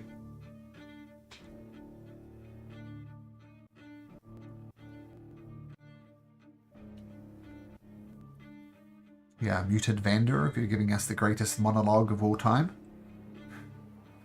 Always giving you the greatest monologue of all time. Yeah, I'll have Joy fly behind her, Kaloshka, and just descend down next to the demon or whatever it is. Sure. Waiting for commands from Vander. Oh, waiting more commands. Okay, cool. So the pot of soup is going to come over here.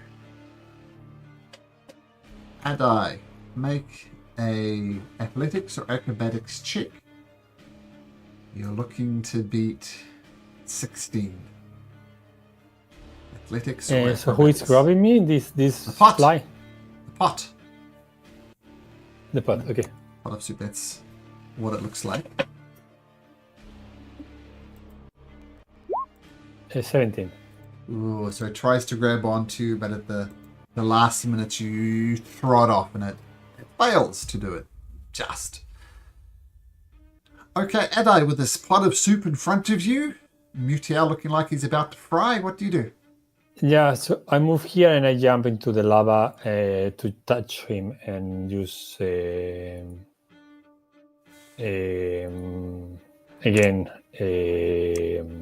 Well, maybe. Just to be clear, you just jumped into liquid hot magma. I mean, I try not to jump into the liquid hot. I try to jump on top of Muthael and touch him and go. But I know it can fail. But I try. You have to get into the lava to do that. No, but I can jump. So explain to me what you're doing then. You're going to try and jump. I jump. Mm-hmm. I jump, which I can jump more than 10 feet, which means it's enough. And then I basically jump with my arms stretched towards Muthael, and as soon as I touch him, I'm going to cast a spell. Of course, there's a risk. I understand, but okay, there is risk. Okay, if it works, it works. Okay, so I'm going to say the DC to break the grapple is 14. So if you can make me an acrobatics check DC 14, then you can absolutely do it. But wait a second. But I saved the grapple. No, it was a 17. Oh, that was the grapple from And no the grapple. pot. The pot. Yes. I'm saying you're doing a difficult maneuver. You're jumping up on the side of the lava, avoiding the lava, grabbing hold of Mutiel and casting the spell. So that's not trivial. Okay. So I'm treating the Yeah, grapple. sure. 14 is to break the chain devil's grapple. So I'm going to set your acrobatics at 14. Okay, Oh! it's a 13.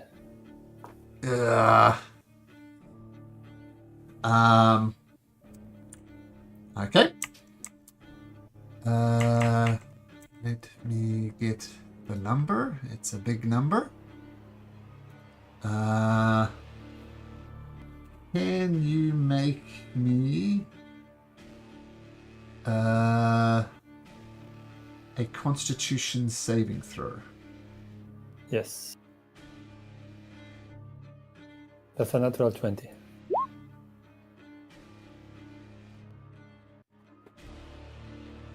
So you're not fully submerged in it. And I'm resistant to fire, so I hope I survive. Let's see. Well, see, you only just missed. So this is what's going to happen. You're gonna succeed. You're going to be able to get Mutiel out, but just at the last moment, you tip of your legs go into it. You didn't quite time it right, and you take. I guess that's good. That's 4 points of damage. It's alright. Half a Okay, 19 save. that's- 4 points of damage. I thought you would roll. I thought you would roll like 20 dice or something. Well, if you land in it fully, that's what you would have taken. Okay. But you just dipped the toe in. I bring Muthael back. And and since this is really dangerous and we can die, I'm gonna use action search and I'm gonna cast another spell on this guy. I cast my Secret Lance. Psychic Lance. Okay, intelligence saving throw. Oh, here. Let's roll this. So, he has advantage on spells and other effects. His intelligence modifier is 0. So I'm going to roll 2d20. For him to succeed, at least one of them needs to be 15 or higher. Yes. Nope. Nope. Nope. Okay, so Okay. for 26 damage. Yes, and he's incapacitated, which is the most important thing. And then I bring back, and that's my turn. Okay, so he's going to be incapacitated until the end of your next turn. So that was a great round. That was really good, Adai. Well done. Okay, Vander. Thank you. Okay, I'm going to step into the room. I'm going to use my bonus action to command Joy to make an attack. At advantage as she comes out of invisibility. 24. 24, yeah, roll damage. It's immune to poison, so we won't worry about the poison damage. Oh, that's wrong. What happened to Joy? My goodness. That's 6 points of damage. Joy. How do you want to do this? Let's have, since Joy just appears out of nowhere, let's have her grab onto the neck, like the shoulders of the thing, and just pierce its tail through the back of its skull, right out between its eyes. And black. And as always, Mhm. bling away. Okay, so the stinger goes through its head and it pulls out, and a spray of dark devil blood sprays out, and the creature lands motionless, floating on top of the lava. Okay, so that was Vander and Kracion. That's my bonus action, though. Oh, sorry. Vander is You your have the word. Spirit of Death. I'll use my Chill Touch ability on the soup. The soup. Sure. 14 is a miss. Making any good angles. Missed. No good. And I'll have the spirit of death over here. Oh, and yes. 2 attack. Okay. So he's a +9. Oh, you got it worked out. 3. 23 hits. Yep. And- But a natural one, of course. So 1 hit. 1 hit. And yeah, that's 8 necrotic damage. Okay, necrotic will work as the soup sloshes around a little bit. And do you stay where you are, Vander? It'll stay where it is and use its bonus action to haunt the target. The target's immune to so- fear, so no need to roll. Yeah. All right. Then Okay. Next turn. Okay, and Kracion. The card ready in your hand, no doubt. Looks like the only thing for me to card is the pot, correct? It's a pot of soup. It's vile Pot soup. of soup. Pot of soup. Steady aim, the vile soup pot. Only in D&D. Throwing cards at soups. 28 hits.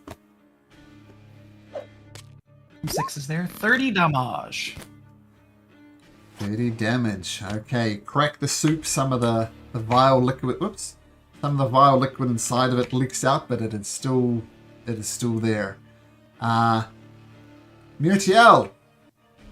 Out of the frying pan, but not into the fire. What would you like to do?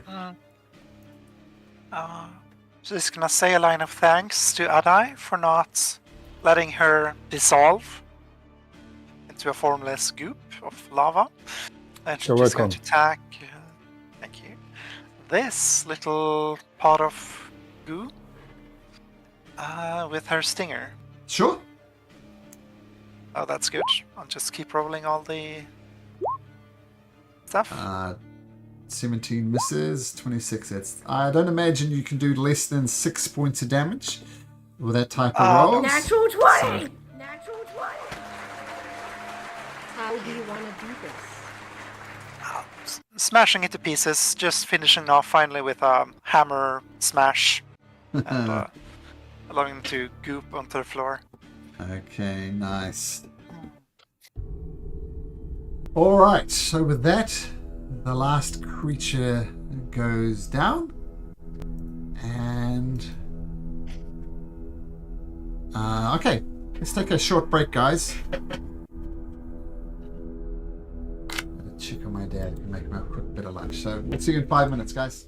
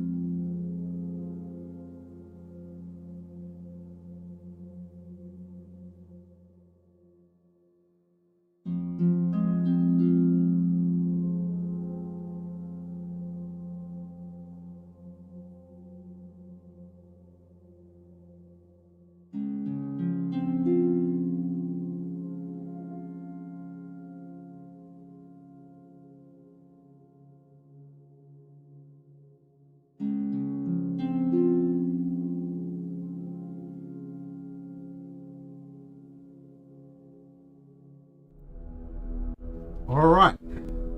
So with the devils in the pot of soup defeated, yeah. What do you guys do? What thing I miss is what is this? Oh, that's Vandra's spirit. Yeah, it's, Okay. can link it again if you'd like to see. Your human spirit, no? Yeah, it's going to last for an hour. Yeah, I know these spells. They are really good. Yeah.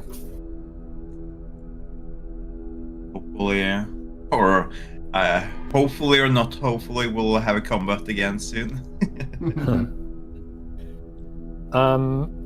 Taking advantage, I'm gonna do another Constitution saving throw to see whether I still have my detect magic, Sure. which I do. I'm gonna check the room before we are moving forward. Okay. So,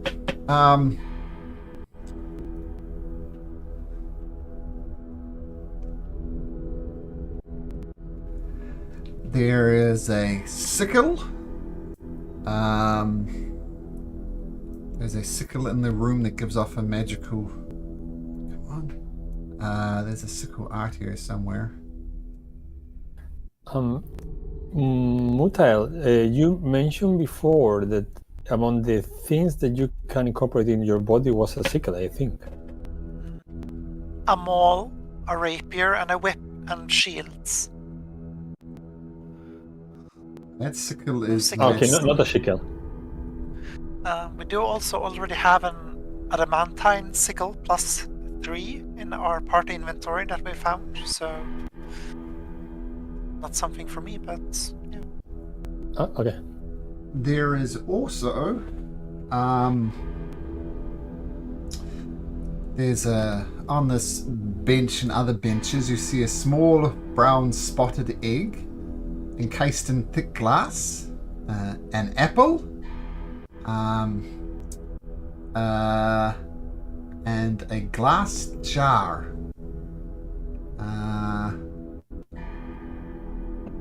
So this glass container, it radiates magic. Just looks like a normal jar, but it radiates magic. Which type of magic? Necrotic, necromancy. Oh, okay.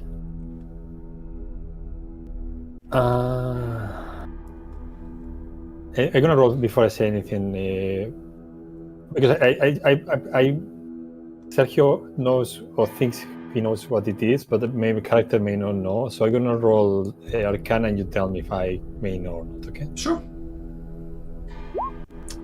26. What is it, Sergio? I think it's a magic jar. Could be like the spell that can have souls inside and things like that. Turns out Adai knows more than Sergio. It's the phylactery. As the phylactery. Yes. Okay, guys, we got the phylactery. That is what we came for, isn't it? Do we smash it or do we take it? Well, what's the difference? Do I know I if we don't can just know. physically break it? You can. I will point out to you, though, that this was the leverage you're looking to have over the hags. They are immortal at the moment, and you hold their immortality in your hand. So you have a great With this? In exchange of bargaining chip. information, yeah. Yeah, we can force them to do whatever we want, basically, if we just hold on to it, I think. Mutiel is not going to say, but the player, Chris, is going to say. Yeah.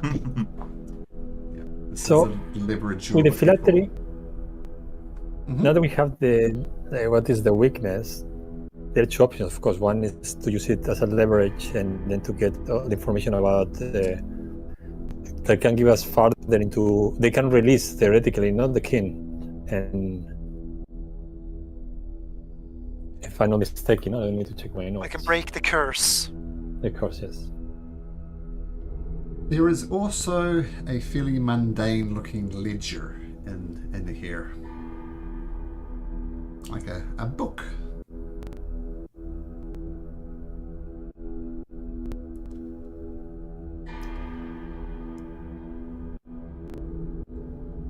Make a book.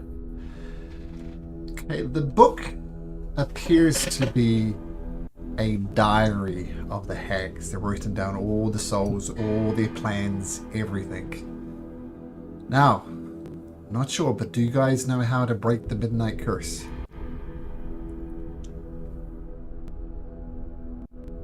It's indicated. Is there anything in They have All to three rescind. hags have to agree to rescind the curse. Yeah. That's part of it. The other part of the curse is that the three hags need to agree. They have to say, yes, we will break the curse. The second thing is that happens, King Dasmag must sing his favorite tune, "The Merry Hunt of the Horned Hero." Now, that's a problem because King Dasmag is dead. The third thing, you must build a pyre out of the hag tree. Now, you will all take note that the hag tree, as far as you know, is the only way in and out of here. So burning the hag tree will leave you trapped here. That's a problem. And Can't burn it from the other side. has to be this side.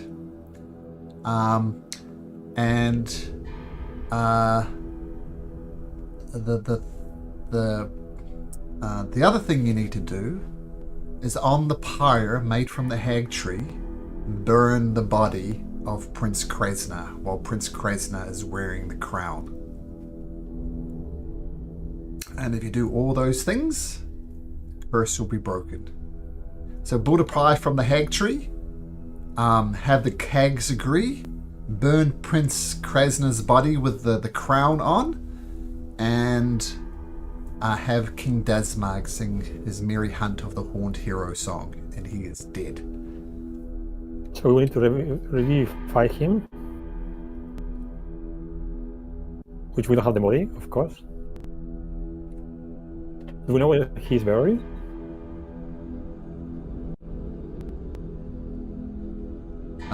Who's buried? The King Dasmag? None of you personally know where King Dasmag is buried.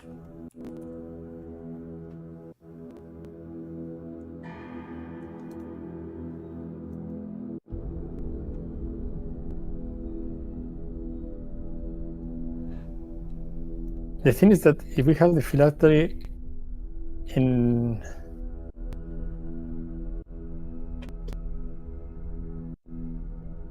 I mean, the hacks could agree and then later on play a game and I mean, they're not going to agree unless we give them the phylactery back. Probably, no? And once we give it back, they're probably going to try to betray us. Yep. So I feel like we need to have the other things put in place before we ask or demand the hags to agree to break the curse. Yeah, but they will know. The thing is that they will know that we are here taking, at some point, they have been here 3 days ago, talking with this spirit, the gems that we are going to probably destroy before we leave. So they will eventually know, and they will search for us.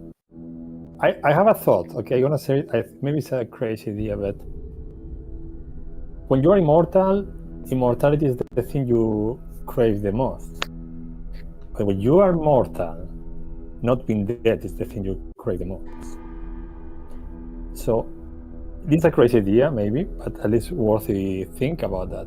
If we destroy the phylactery, then it's not the bargain about immortality or not. It's the bargain of you just have one life and we can destroy it. We can go after you. But it might not work. We can't break the curse if we kill the hags, all of them, in their mortal form. No, they have to. All those things have to happen at the same time. The hags need to agree, and Prince Krasna needs to be burned. Yeah, we take a risk. If someone kills one of the hags, or one of them don't agree, they prefer to die than tell us, the truth. But to end the spell, then we ask Crow. So there's a They're- huge risk of breaking the phylactery. Yeah, they're notoriously good at just getting away though with their teleportation and stuff. So killing them as well is gonna be hard. If they just plane shift back here and avoid us. So yeah.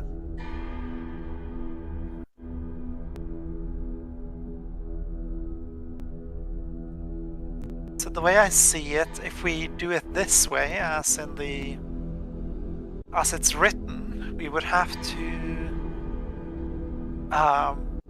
foil House of Still and kill Prince Krasnar, and take his body and the crown. But the crown that's in this description, is that the crown that the hags have now taken from us? Mm-hmm. Yeah. Oh boy. I mean, if they agree to end the course, they can give us the crowd back. So that's probably the easiest. If they're not willing to give us the crowd, they're not willing to agree to end the course anyway. Yeah. So that means that, I mean, killing the king and bringing the other one to life is the two key tasks that we have to do, and not to lose the phylactery. No. It is fairly What common knowledge around the Bleakmire that Prince Krasnar rules from the Bwalfindar, aka the Gibbering Fort, which is what the locals call it, but Bwalfindar in Elvish, or whatever language it is, means the magnificent beast. This thing is a living... I mean, if you look at the artwork, zoom in on it, it's pretty hideous. But that is where Prince Krasnar resides. Absolutely humongous gibbering mouther, I think. Yeah, pretty much. Yeah. Seems very endgamey thing to fight Prince Krasnar. This seems dangerous. If we talk to the hags about this first, they would try to steal the phylactery back. Unless we impose a condition that they can't take it from us by enchantments or stealing, I suppose.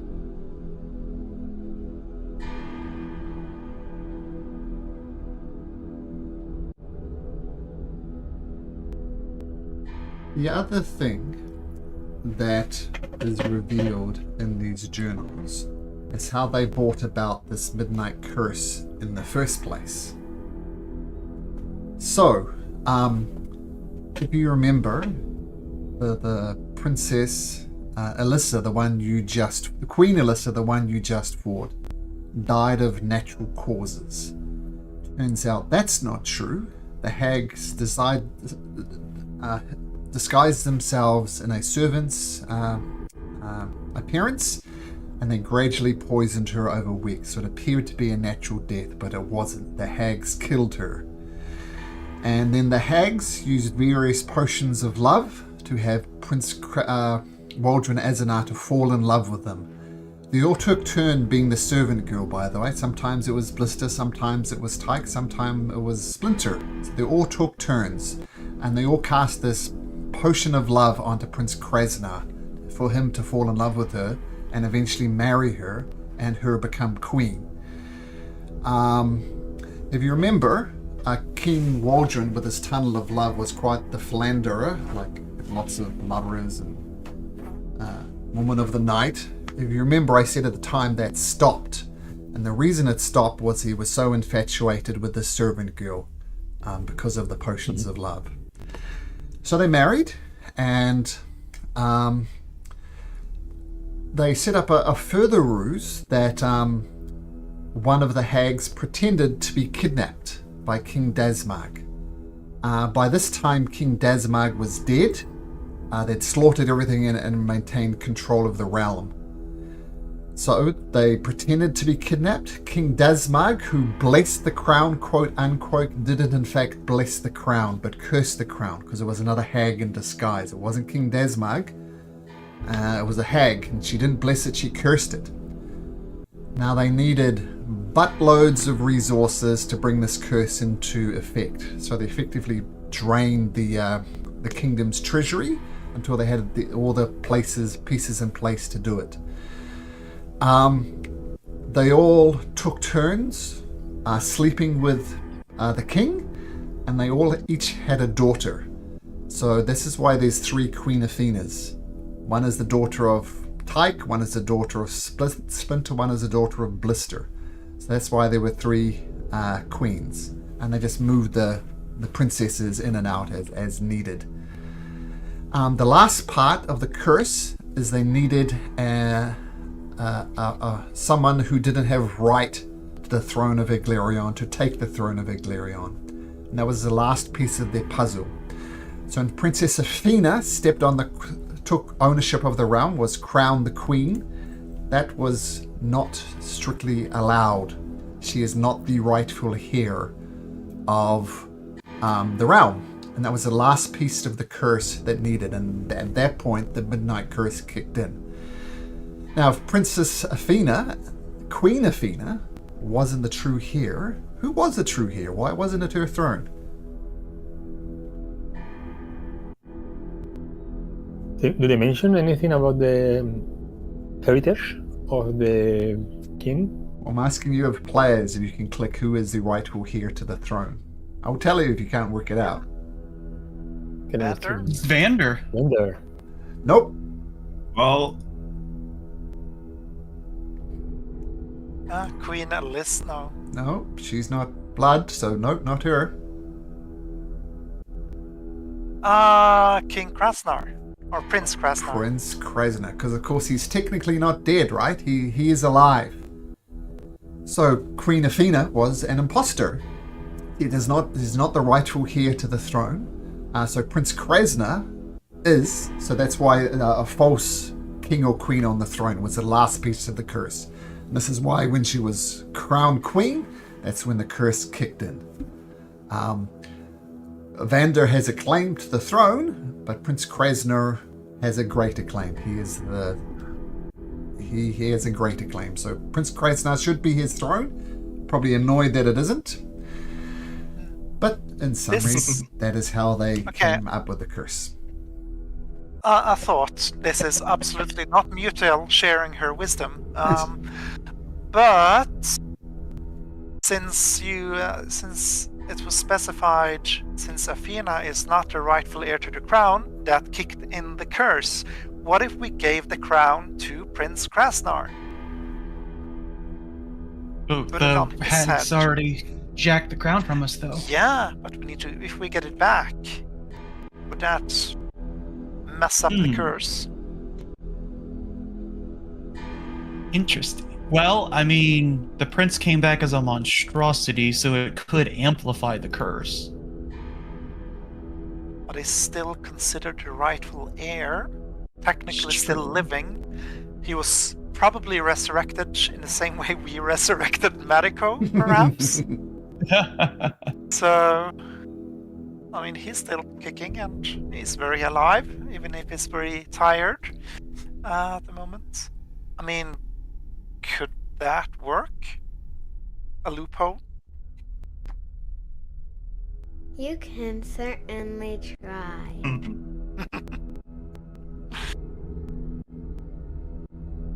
Perhaps it wouldn't destroy or break the curse, but it would palm it. As long as the rightful heir wears the crown, the curse will not kick in. Of course, I don't think we would want Prince Krasnar on the throne, seeing as he's in his... Wait, so is he enthralled?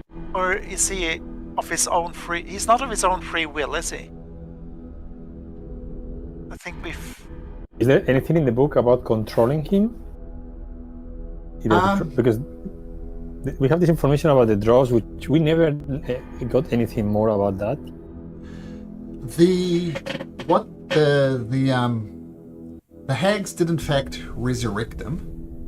So they were the ones who brought back him to life because that was a necessary component for a false king or queen on the throne. But they've since lost the body, and there's lots of curse words against House Stool. So they had control of his body. Something happened. Now they don't. It's not specified, but it implies that it's no longer under their control. He is a rogue agent. Would Vander be next in line if we kill Prince Krasnar? Pretty much. Yep. Well, that's an incentive to. Well, I was about to say kill my brother, but kill the one over Vander in line to the kingdom. Your half brother. I'm not sure what is the best option for the realm. We could break the phylactery, perhaps right in front of the hags, as we're supposed to make a deal. Break the phylactery, infuriate them, kill them, take the crown, find Prince Krasnar, put the crown on his head, kill him, give the crown to Vander. The rightful heir is the king, and all is good. Yeah, certainly try. Except that wouldn't end the Midnight Curse. Oh. So unless we find a way to end up the course by more powerful magic than the hags, we need the hags to cooperate. The problem is that this is, we eventually need to kill the hags. Or someone. Because they are not going to stop, once we dismantle the plan. Yeah, they're just going to find a new plan to mess things up further in the future.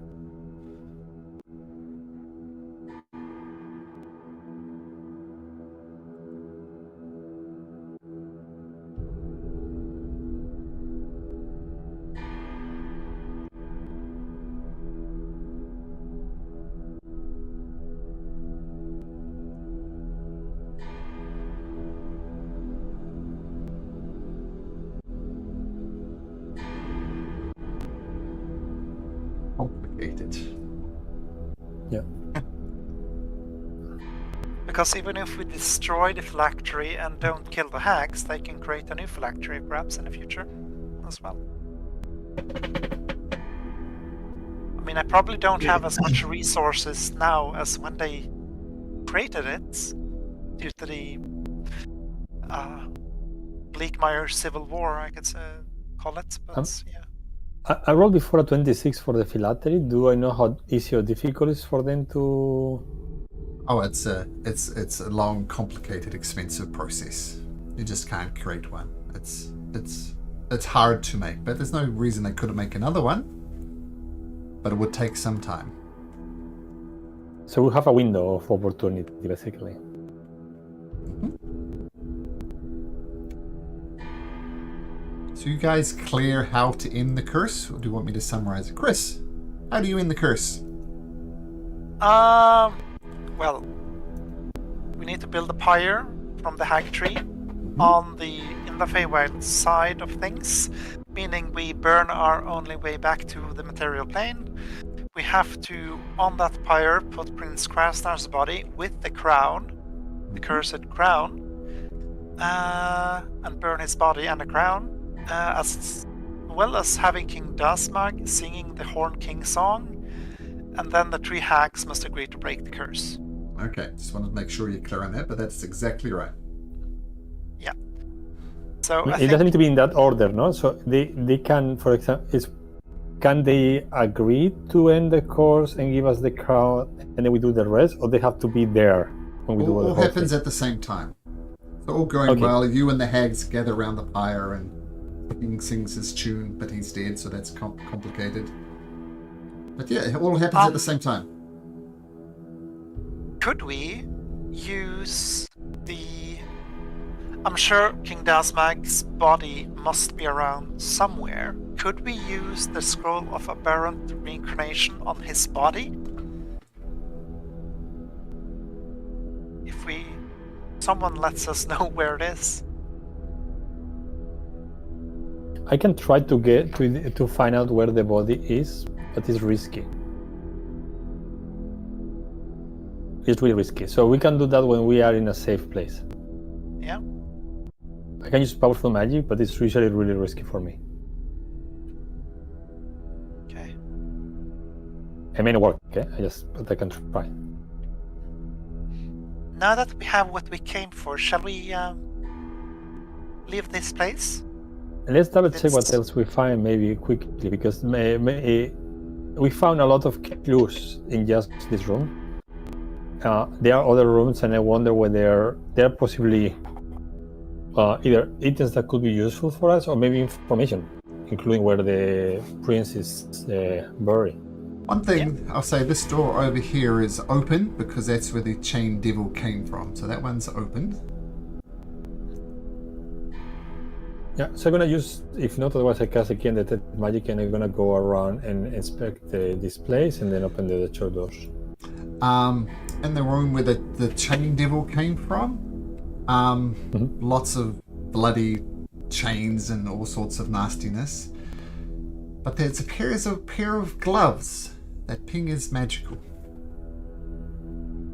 I check them in case I see something strange, and if anything is weird to me, I will just pick them up and then take them for next time we rush to analyze them. Okay, I'll give these one to you for free without an identify spell. That's what these gloves are. Those are the Satyr King. Interesting. Gloves of King Dasmag. Oh, wow. Oh, holy. Dodge as a bonus action. Ooh! That's really Ridiculous.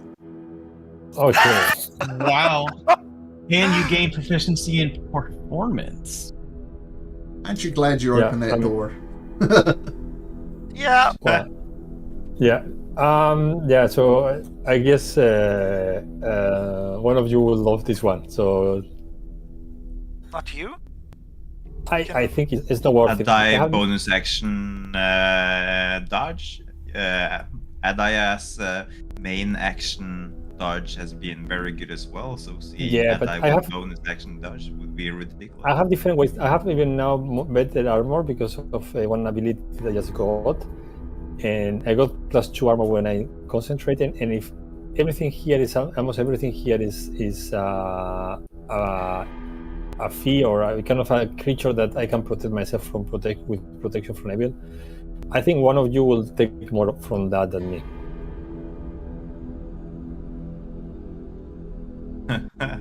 Well, maybe Mutel would have some use for the bonus action as well, and the extra AC. Yeah. Yeah, I that's think gonna be good. Performance is Nice I bonus. think the dodge and disengage, being able It's to really dodge. good. Yeah. Your Yeah. speed as well is very good. Are you heavy on the bonus action? I'd only have my offhand attack, which is good so- since it has my modifier, but it's much better to have enemies attack me with disadvantage for every strike. So absolutely. I don't know if anyone else is interested, but I think it definitely fits you. Yeah. Christian, you want them? No, I don't, but I was thinking about something eventually, so I do have my eye on that adamantine sickle. Oh, yours. We'll get to the sickle in a moment, but I'll add it to your. You've got attunement slots, you do. So let me just add the gloves for Adai, then we'll get to the sickle. Gloves for Mew. Yeah, sorry, I don't know what I said, but that's what I'm doing. The gloves of the Satyr King. Add that to your equipment. And you need to attune to it, but we'll just say you attune to it now. So your Just making sure your armor class should go up by 1, which it does, and your speed goes up by 10. So 40 feet walking speed now.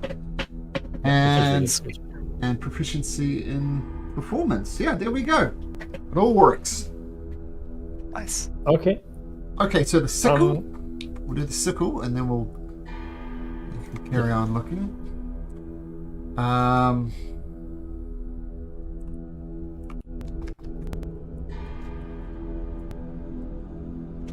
So mechanically, it acts like a dagger of venom, which is this.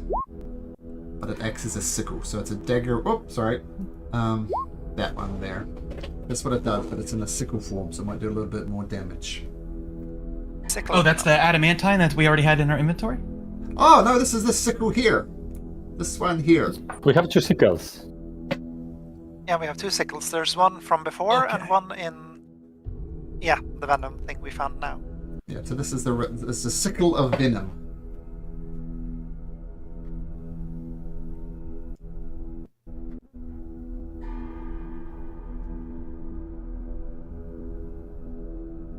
So, Yeah, I think. I wouldn't mind both, because I have thrown arms master, so I can just treat them like cards and just sling them. But if you want the dagger of venom, I would like the adamantine. Oh, just, I can't use sickles or only rapiers, mauls, and whips and shields for me. Yeah, I think they are both yours. The sickle, the adamantine sickle, could be good for breaking down doors. I think perhaps. It's pretty good for sneak too, because if it hits, everything's a critical hit. Yeah. Yeah. No, the adamantine is It has not a hit an critical hit. object. Hits an object. Object. Okay, yeah, but still, yep. I think you can. It actually is appropriate for you. I mean, you're sending people to the pits of hell, no? So those sickles is really badass. Dagger of venom is in here. Okay. So you will see. I'm gonna take out the hellish card, and I'm just going to fling it in the lava unless Vander wants it. What? The card? The card that will transform into a dagger if you want it. If you want the dagger of hell, if not, I'm throwing it in the lava. I'll give it here.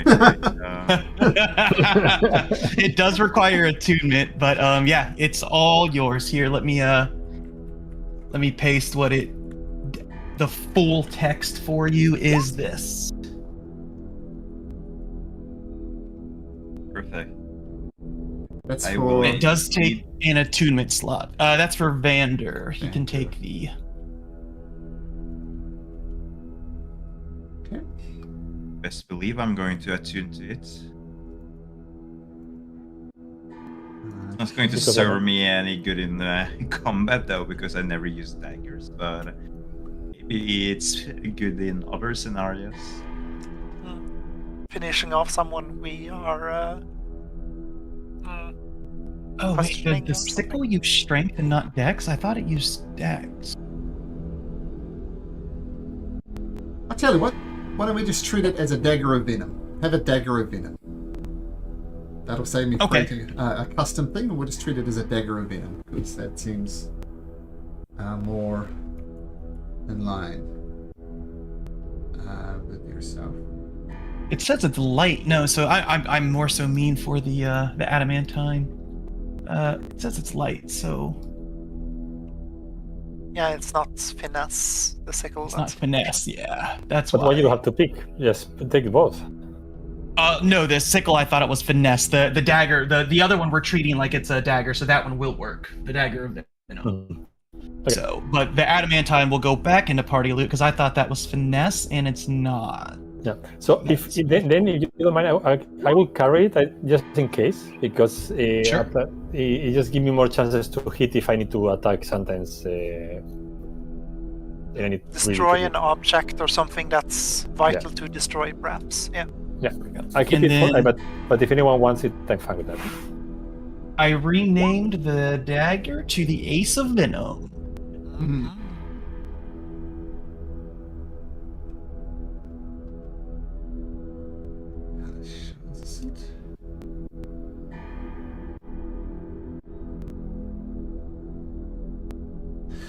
Okay. Okay.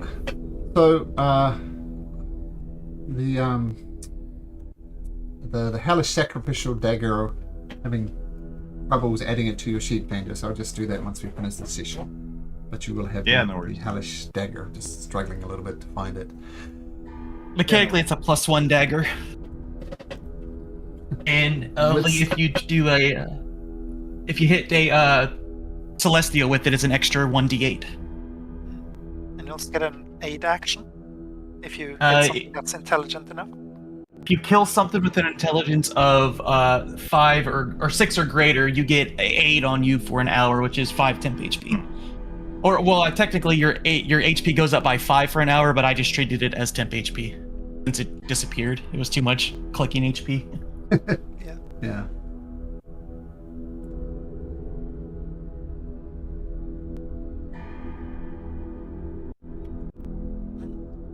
Shall we keep opening doors?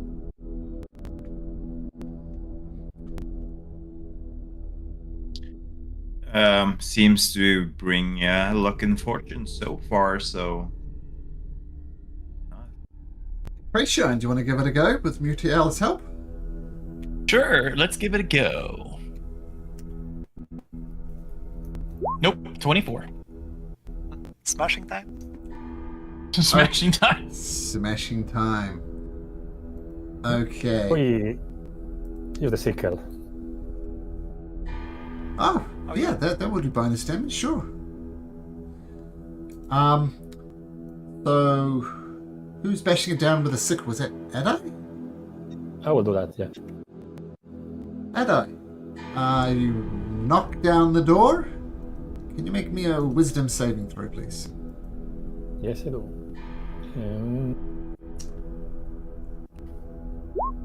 I use my reaction to give me a +4. So next time I cannot cast spells for a 15. 15. Sorry, and because I'm concentrating with detect magic, I have another +2, so 17. Okay, technically it's a charisma saving throw, sorry, but I think that'll pass It's anyway okay. with a 10 minus plus 1, stuff. 16. Okay, so you're fine.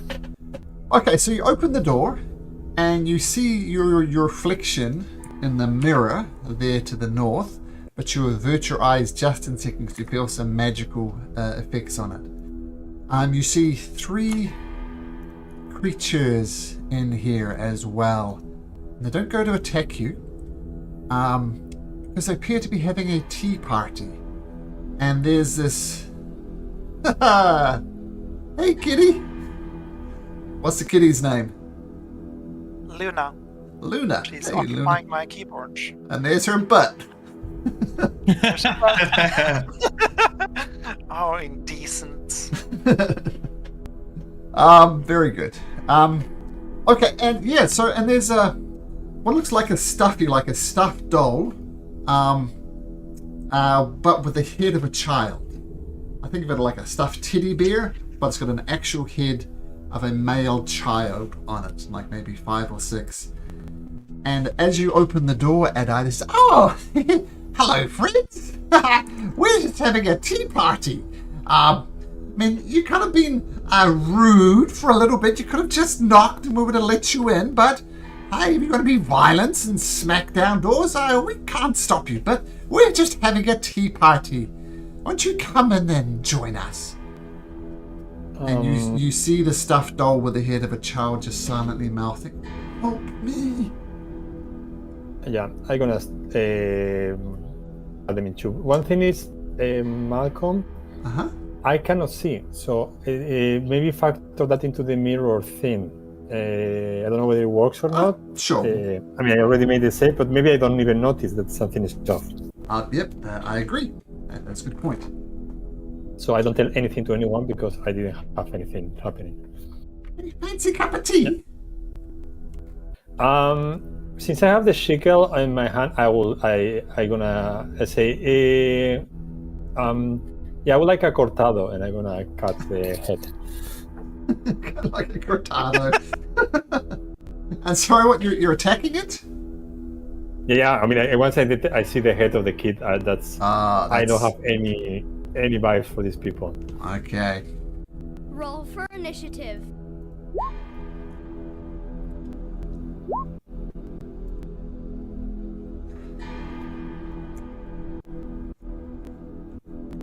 Oops. Let me get this guy set up. Because I use advantage. Nice, because you're exhausted. That is a good point. Okay, and where's Medico? Tired Medico. He'll also be at disadvantage. He'll be at 12. Okay, so, yeah, Adai. Yes, works out well. First initiative. So you're attacking this guy? Yeah, as soon as I notice the kid, I may not still have these good memories, but that is who he is. So he looks at the sickle in his hand and immediately tries to cut the head of the creature that is in front of him. Okay, cool. So 21 to hit. 21 hits, absolutely. So he gets right away 15 points of damage, and if he moves, another 11. Okay, so mighty hit with the booming blade as the booming blade echoes, and I'll just put a note And I on move him. here. 11 points of damage if he moves. Okay, Joy. Right. Let's just fly her in. Okay, as she flies in, she glances herself in the mirror. Can Joy make a charisma saving throw, please? She can. Yeah. Not too bad. Okay, Charisma. no effect, so carry on. Let's just place her Sorry? here. Sorry, Malcolm, one thing, because I since I was not doing the saving throw, I hex him, okay? Ah, sure. So Sure, fair my bonus enough. action. So he gets 5 points more of damage. Okay, so you hex him up. Oops, not concentrating, he's hexed. And an extra 5 points of damage. Okay, still alive. But yeah, noted. Okay, Joy flies in, gets ready for orders from someone. And as you come in, all guns blazing, Adai, they're not happy. And this one just glares at you, and it's a very unsettling glare. Can you make me a wisdom saving throw, please, Adai? Does it require I see her? What a creature. No, it doesn't. No, no. As you were. Needs to be able to see it to affect it. But it is So going to this bite. is plus 2. No. It's at 12, and You don't if need I it. fail, I use my reaction to give me a plus 4, so that will be 16. Oh, either way you look at it, it doesn't affect you. But this one goes to bite at you. Rolls a natural one, goes to claw at you, rolls a 15. So it's just going, I guess, 2 claw attacks actually. So another claw attack with a natural 20. So one of these claws just rips across your body.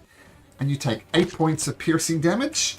And can you make me a constitution saving throw for your concentration? Yes. Good check. Okay, cool. Okay, the next creature who... Whoops. That's wrong button. The next guy will do the same... Gonna bite at you and claw you twice, just going absolutely nuts. 15, a 21, and a natural 1. If it misses all, because now I have plus 2 armor when I'm concentrating, so 23. Okay, nice. Incration. Did I have to use my reaction for the plus 4 before? Did I succeed with a 12, or I did not? For the wisdom.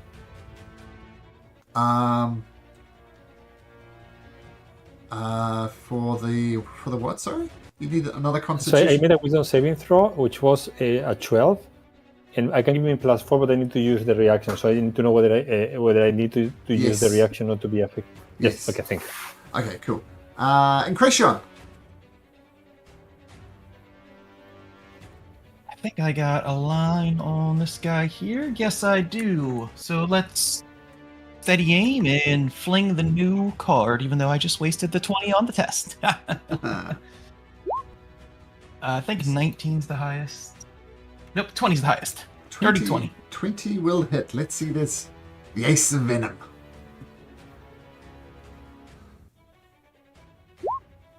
I don't. Ignore the.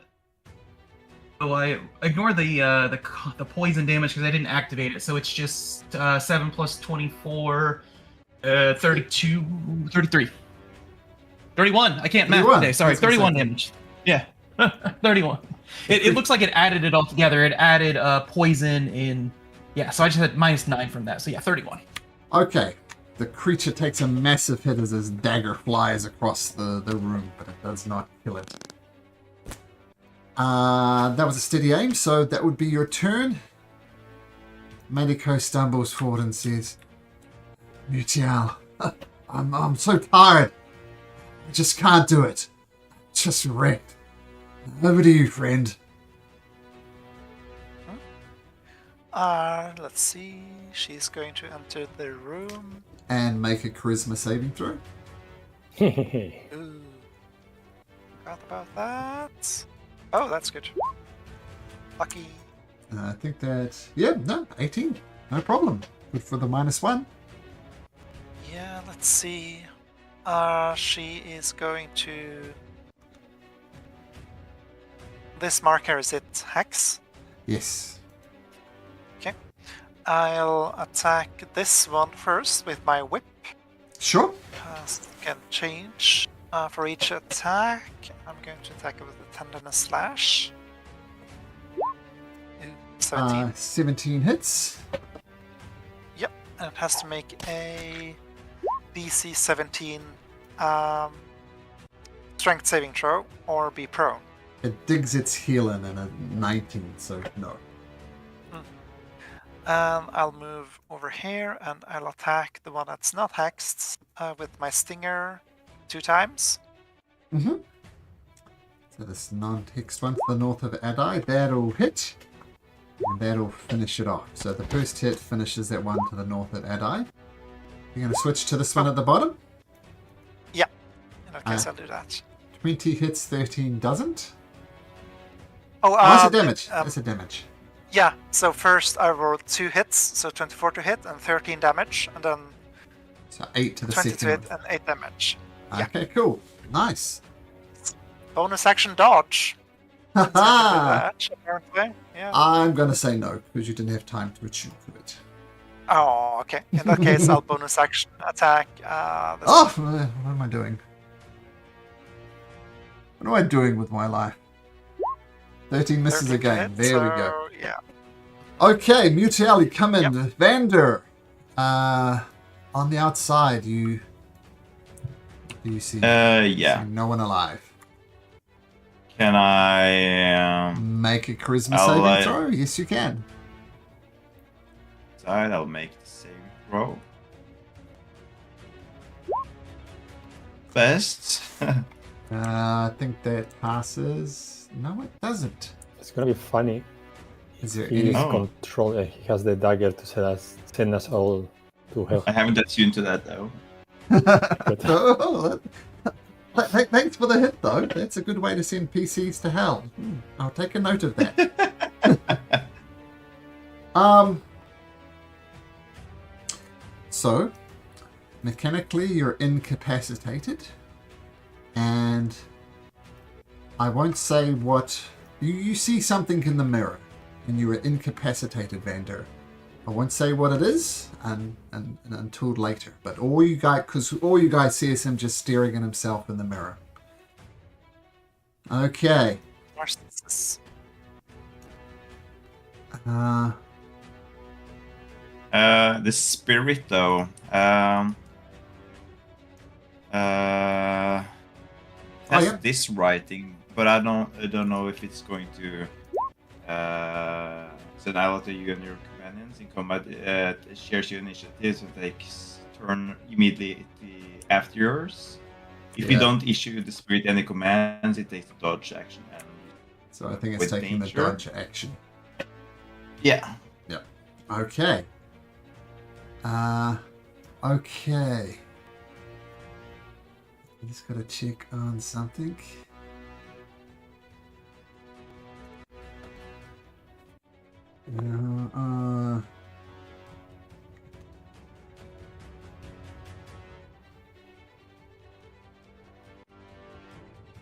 This creature sees something very, very nasty and infernal. Just something about screw you guys, basically. Mutael and I guess Joy can have attacks of opportunity if they want, if Joy can. we can't. Okay, so Yeah, I'll Mutael, do that. 21 hits. 14. Tries to grab hold of Vander. I check you can try and oppose the grapple. I'll tell you what it rolls first though. It rolls a 14. So Vander, athletics or acrobatics? You're looking for 14 or better. We'll go for acrobatics indeed. It's a 2 on the die, so that's hard to beat. So he was there. 5, 10.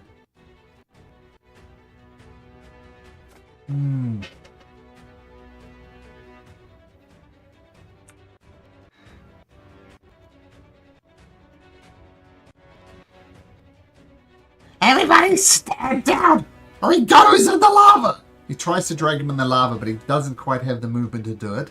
But he's threatening to take Vander and throw him in the lava.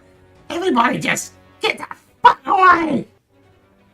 Adai, what do you do?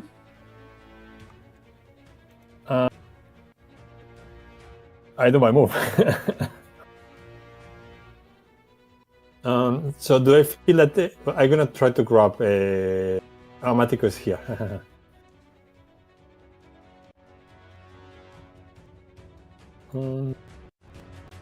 One. Okay, I get an attack of opportunity. Okay, sure. Try and bite you. Misses. So I move here. Mm-hmm. And I cast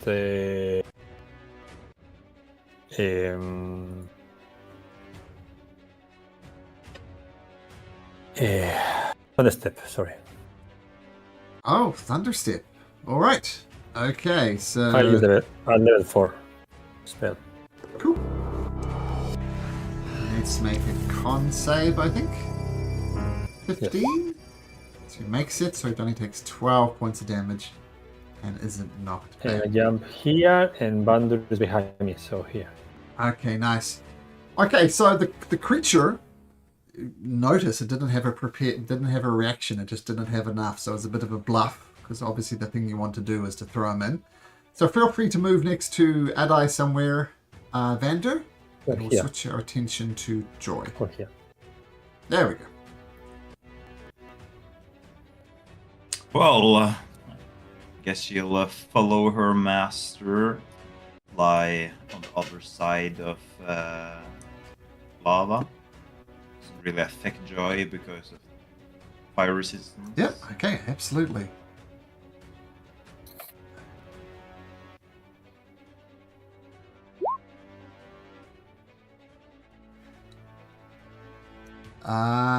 Mutael. Oh, you've already used your attack of opportunity, haven't you? Yep. Okay, this one's going to try and throw Adai into the lava. It's going to try and grab hold of you first. And it rolls a 3. So I don't think probably... I can roll lower than that. Okay, so tries to grab it like this. It doesn't move from it. Shit! And Kracion.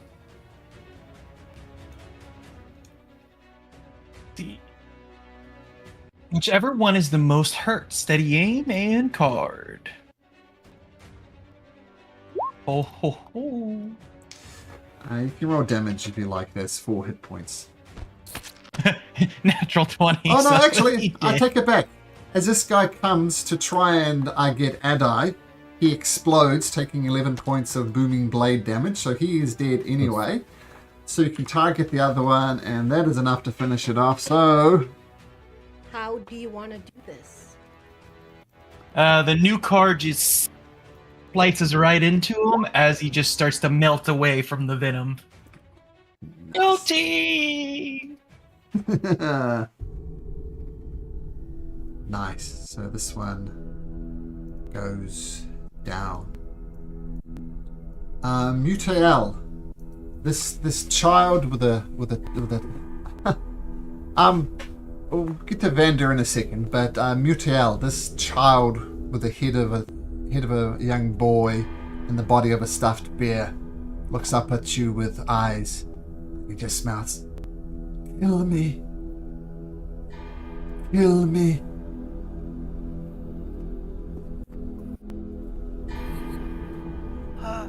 Kill me. Friends, there is a Kill child here. me. It is suffering. Is it the good thing to do to kill it? I think in this case it's good to end the pain, but try to do it in a humane way. It's gonna loom a bit over it as she's sort of taking aim, forming her arm into a sharp, needle-like stinger. And she's going to just stare at the thing for a while, just... I think I had one of these. Some part of me. Then she's going to just hesitate for bits, for a second, which seems odd, but she's going to stab the awful thing creation with her stinger, ending its life. It does, and its last words are going to be a very soft "thank you," and it dies. Vander, what is the you see your perfect life, Vander. You see yourself in your best possible version. You are even more handsome than you are now. Any scars you've got from all these battles are gone. What does Vander see in the mirror? Perfect life, perfect body. What does he see? Perfect life. Well, it's kind of easy to imagine. Vander is emperor of the whole world. All realms quell beneath his powers. Everyone is well, sucking up to him, telling him how great he is, doing everything he bids. No one complains, and everyone agrees that Vander is the perfect living thing that has ever existed.